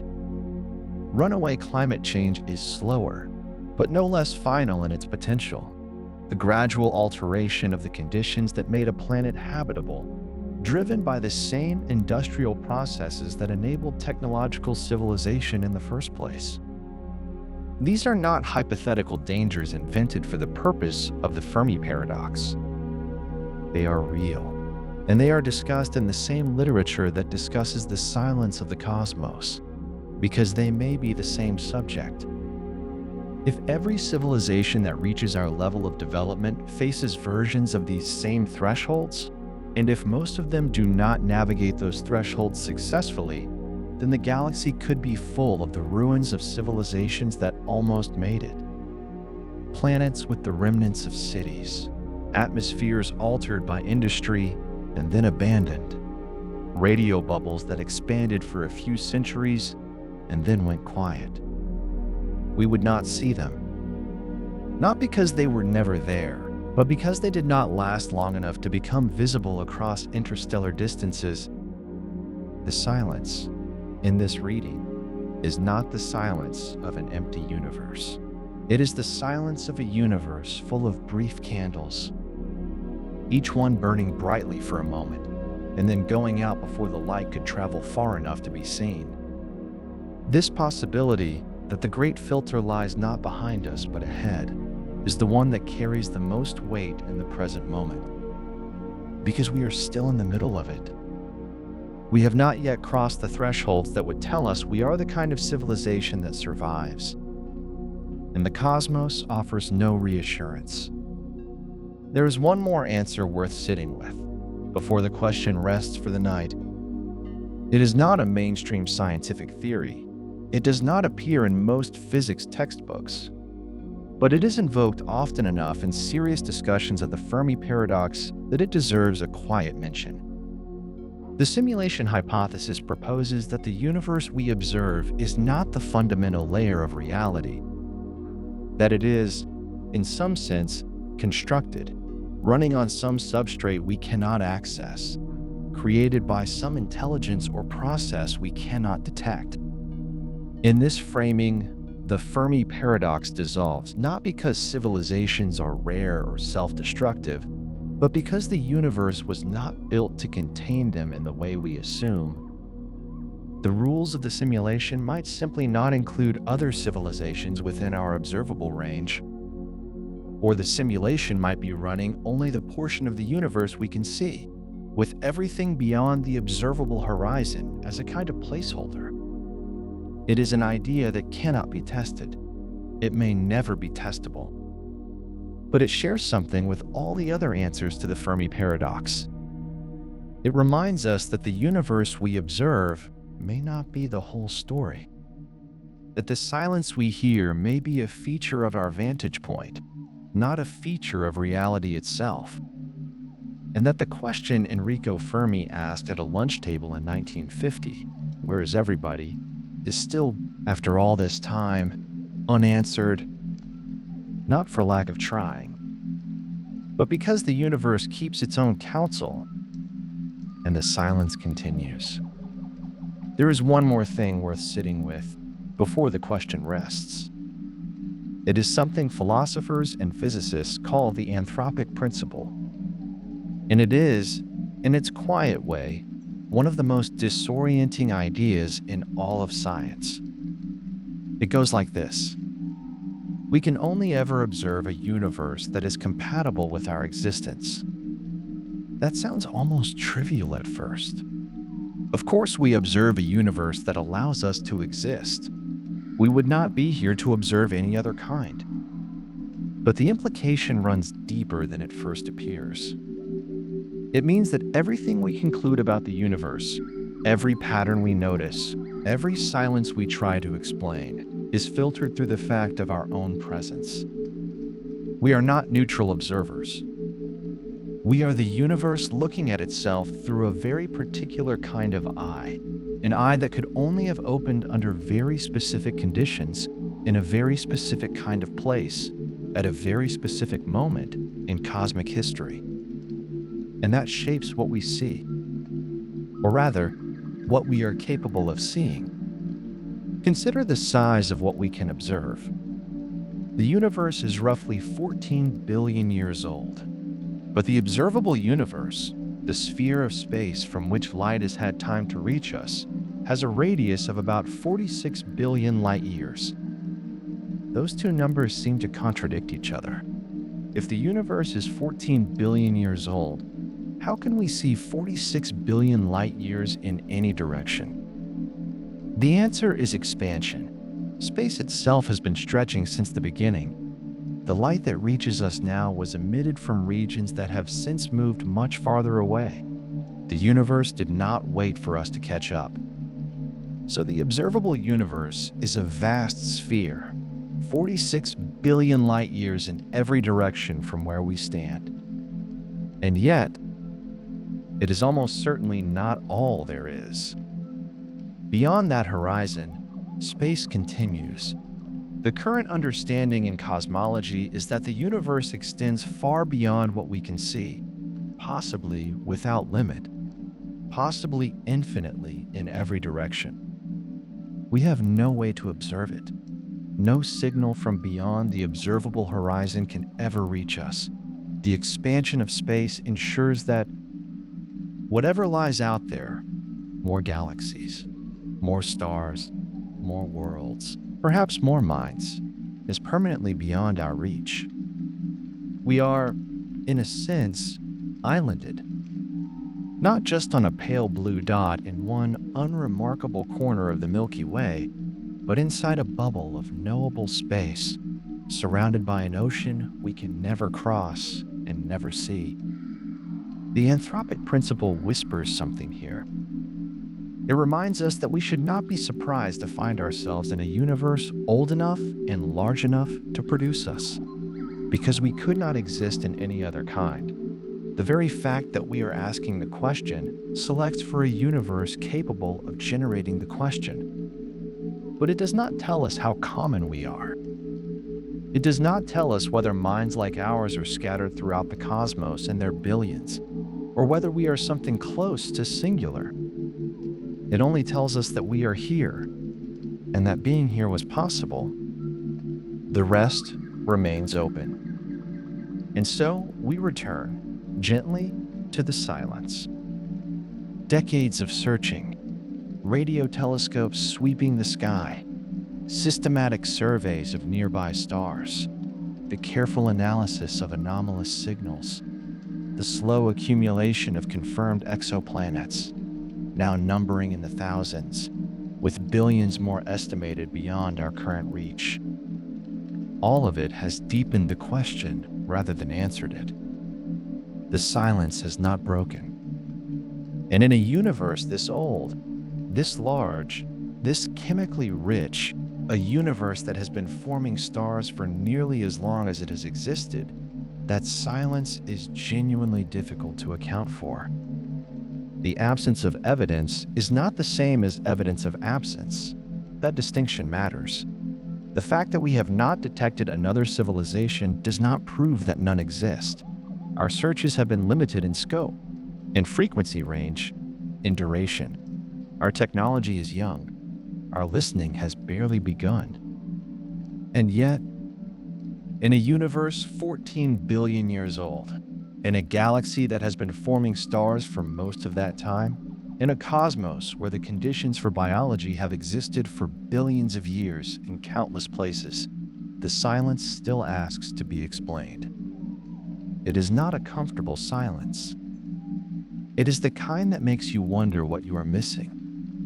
Perhaps the answer is that life is rare at its very root, that the first self-replicating molecule is so improbable that it has happened only a handful of times across the entire observable universe, that we are not one civilization among trillions, but one of almost none. Perhaps the answer is that life arises readily, but complexity does not, that the step from simple chemistry to a cell with a nucleus, or from a single cell to many, is a wall that most biology never climbs.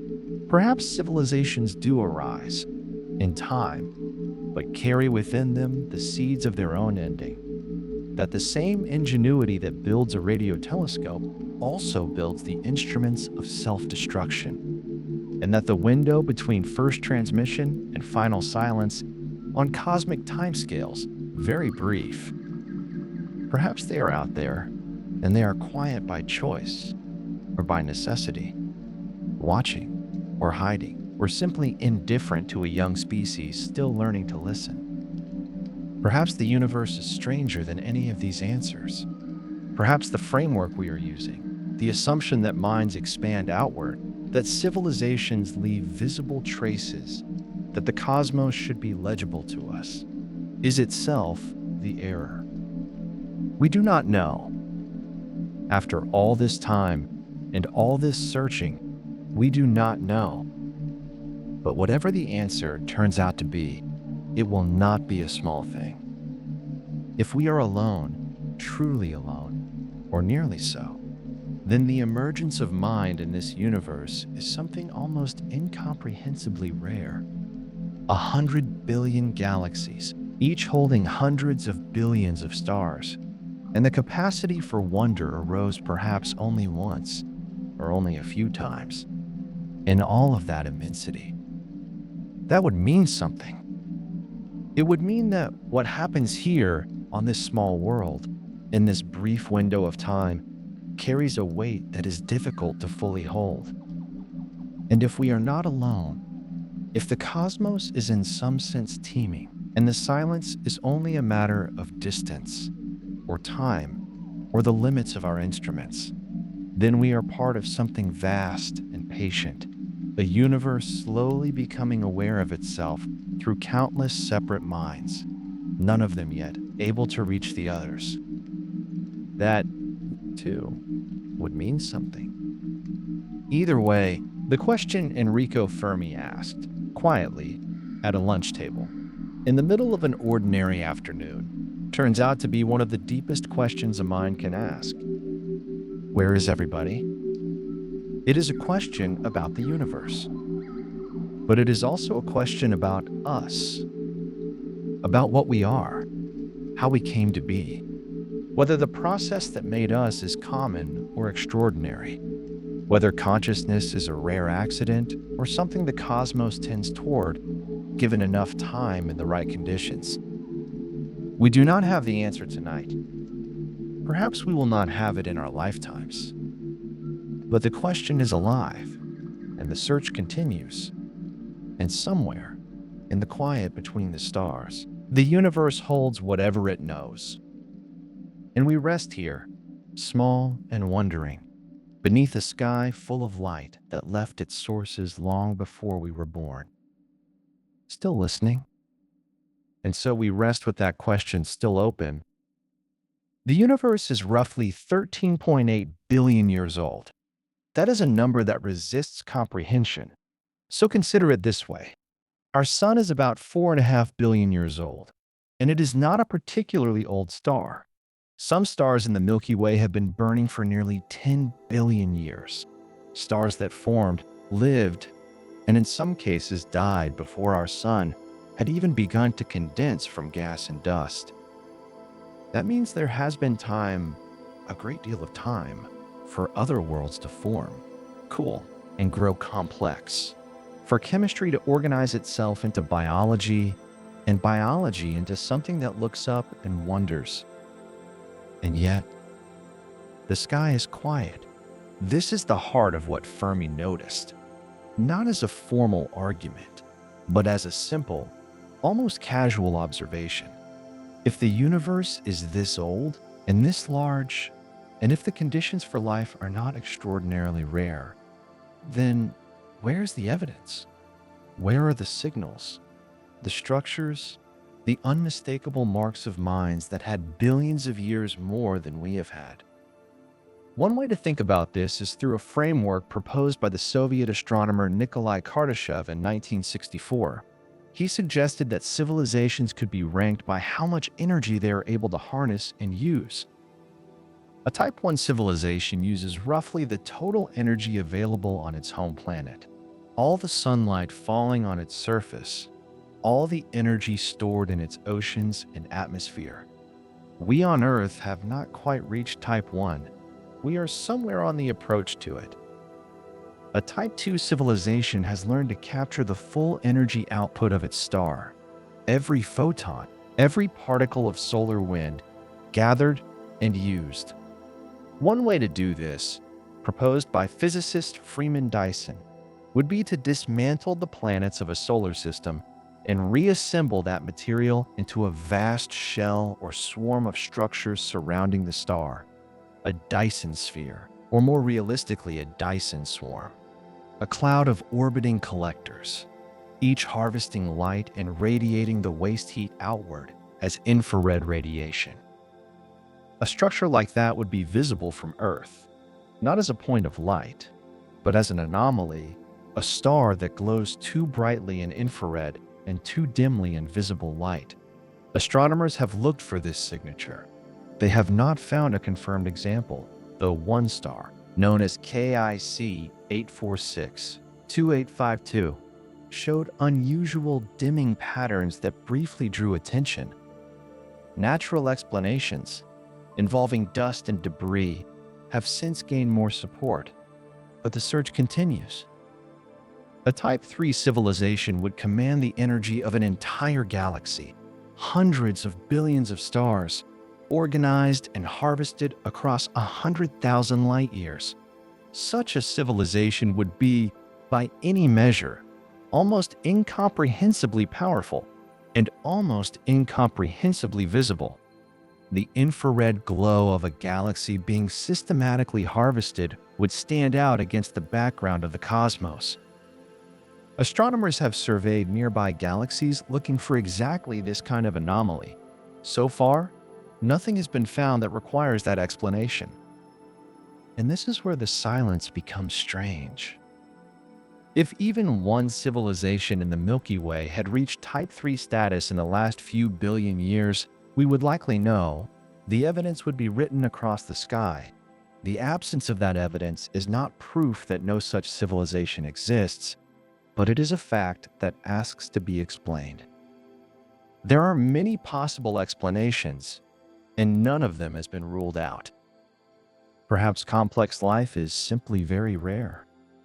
The rare Earth hypothesis, developed by Peter Ward and David Brownlee, argues that Earth's habitability is not typical, but the result of an unusual combination of circumstances: a large moon that steadies the planet's tilt, a giant outer planet that deflects many incoming asteroids, a position in a quiet region of the galaxy, away from the dense and radiation-heavy center, plate tectonics that recycle carbon and regulate temperature over millions of years. Remove any one of these, and the story of life on Earth might have ended early or never begun. If conditions like ours are rare enough, the nearest complex life might be so far away that no signal has yet had time to reach us, and no signal of ours has yet reached them. Or perhaps life arises readily, But the path from simple life to technological civilization is far harder than it appears. Life on Earth spent roughly 2 billion years as single cells before anything more complex emerged. Another billion years passed before multicellular life became established.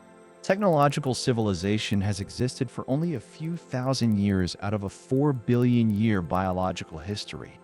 Each of those transitions might represent a kind of bottleneck, a step so difficult that most lineages never complete it. This is the idea behind the Great Filter. The notion that somewhere along the path from chemistry to starfaring civilization, there is a step that almost nothing survives. If that filter lies behind us, if the hard step was the origin of life, or the emergence of the eukaryotic cell, or something else we have already passed through, then we may be genuinely rare, and the silence makes sense.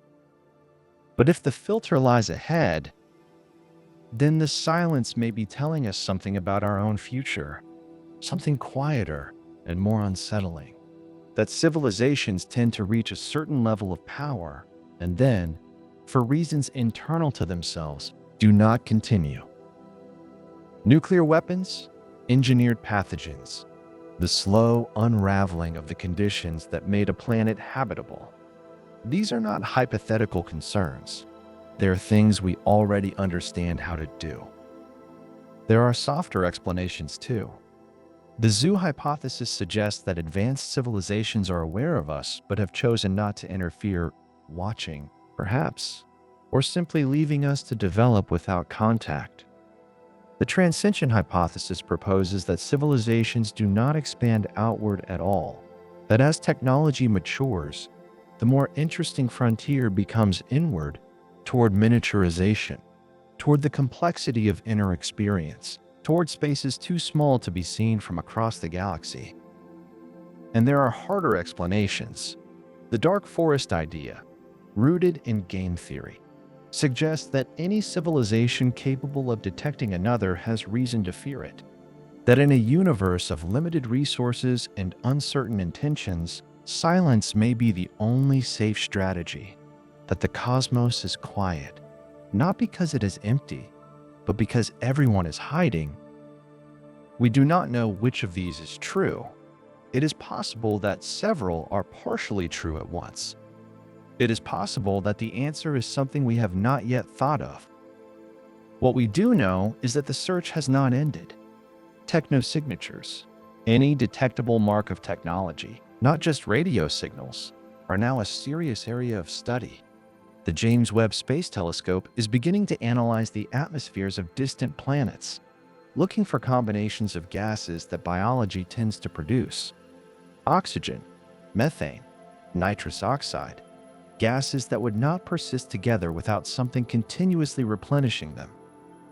We are, in a sense, learning to read the sky in new ways. Each new instrument extends the range of what we can ask. And the question remains open, not as a frustration, but as an invitation. The universe is old enough and large enough that the silence is genuinely surprising and genuinely worth sitting with. 100 light years. That is how far our own radio signals have traveled since we began broadcasting. A sphere of 100 light years in a galaxy 100,000 light years wide. We have barely whispered. Perhaps others have barely whispered too. Perhaps the universe is full of quiet voices, each one just beginning to reach outward, none of them yet close enough to hear. And we lie here, at the edge of what we know, in the dark, listening. There is another way to think about the silence. Not as an absence of life, but as an absence of a certain kind of ambition. Some researchers have tried to imagine what a truly advanced civilization would look like from the outside, not what it might say, but what it might build. The physicist Nikolai Kardashev proposed a way of ranking civilizations not by their knowledge, or their culture, or their age, but by how much energy they use. A Type 1 civilization has learned to harness the full energy of its home planet, every sunbeam, every wind, every tide, channeled and used. We are not quite there yet. Earth's civilization sits somewhere below Type 1, still burning ancient carbon, still leaving most of the planet's energy untouched. A Type 2 civilization has gone further. It has learned to capture the full output of its star. Our sun releases, every second, an amount of energy that dwarfs everything humanity has ever produced across all of recorded history. A Type 2 civilization would use all of it. One way to do this, at least in theory, is a structure sometimes called a Dyson swarm. Not a solid shell, but a vast cloud of orbiting collectors, each one gathering light together and closing a star the way cupped hands might hold water. Such a structure would have a signature. The star's visible light would dim and shift, its energy re-radiated as heat, as infrared, a glow at the wrong wavelength, a warmth where there should be none. Astronomers have looked for this. No confirmed example has been found. A Type 3 civilization would be something else entirely. It would have spread across a galaxy, drawing energy not from one star but from hundreds of billions. A civilization so large that the galaxy itself becomes its power source. From Earth, such a civilization might be visible, not as a signal, but as a shape. A galaxy that glows strangely, that dims in unexpected ways, that shows the marks of something deliberate in its structure. We have surveyed galaxies. We have looked for anomalies. And we have found, as far as we can tell, nothing that requires a civilization to explain it. This is one of the quieter edges of the Fermi paradox. Not just that we hear no voices, but that we see no construction, no megastructures, no reshaped stars, no galaxies burning at the wrong temperature. A civilization with a billion-year head start could, in principle, have remade entire regions of the sky by now. The sky does not look remade. There is a hypothesis that tries to explain this. It suggests that civilizations, as they mature, do not expand outward at all. They turn inward, toward smaller scales, toward the compression of experience into tighter and tighter spaces, toward what some have called inner space rather than outer space. Perhaps the most advanced minds in the universe are not building Dyson swarms. Perhaps they are doing something quieter, something we would not recognize from the outside, something that leaves no mark on the sky. We cannot rule this out. And then there's the possibility that sits most heavily of all, that civilizations do not survive long enough to expand. Technological civilization has existed on Earth for only a few thousand years, out of a 4 billion-year biological history. That is a vanishingly small fraction, a single sentence in a very long book. And in those few thousand years, we have already developed tools capable of ending ourselves, weapons that could sterilize continents, pathogens that could spread faster than any response, changes to the atmosphere that accumulate quietly over generations. If this is a pattern, if every civilization that reaches our level also reaches these same thresholds, then the silence of the cosmos may not be a mystery at all. It may be a mirror. This is what Robin Hanson called the Great Filter, the idea that somewhere between simple chemistry and a galaxy-spanning civilization, there is a step that almost nothing survives. The question is where that step falls.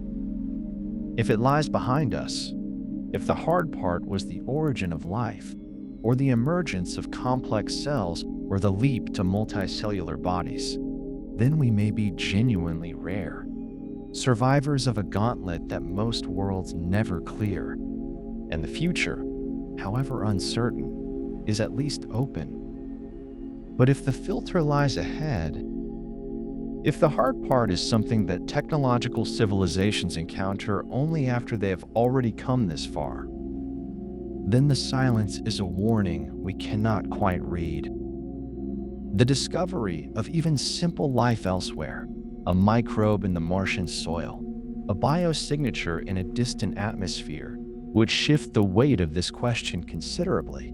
It would mean that life begins easily, that the early steps are not the filter, which would push the filter forward, closer to us, closer to now. This is why some researchers feel a quiet unease at the prospect of finding life on Mars, not because life would be unwelcome, but because of what its existence might imply about what comes next. We do not know. And perhaps that is the most honest thing that can be said about the Fermi paradox after more than 70 years of thinking about it. We do not know. The universe is roughly 14 billion years old. Its observable edge sits about 46 billion light-years away, stretched by the expansion of space itself. Beyond that edge, the universe almost certainly continues, perhaps without limit, filled with galaxies we will never see, stars we will never name, worlds we will never reach. In all of that age and distance and quiet burning, we have found, so far, one place with minds. This one. The anthropic principle reminds us, gently, that this observation is not entirely surprising. We could only ever find ourselves in a universe that permitted us to exist. The very fact that we are here to ask the question selects for a universe in which the question is possible. But it does not tell us whether we are alone. It only tells us that we are here. And so we return, always, to the same place.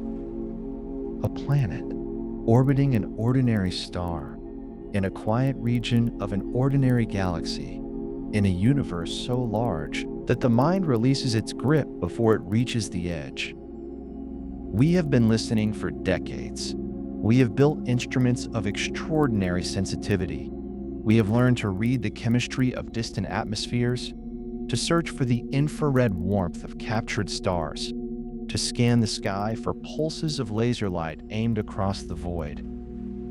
And the sky, so far, has given us one anomaly: 72 seconds of something that matched what we were looking for, and then was gone, never repeated, never explained.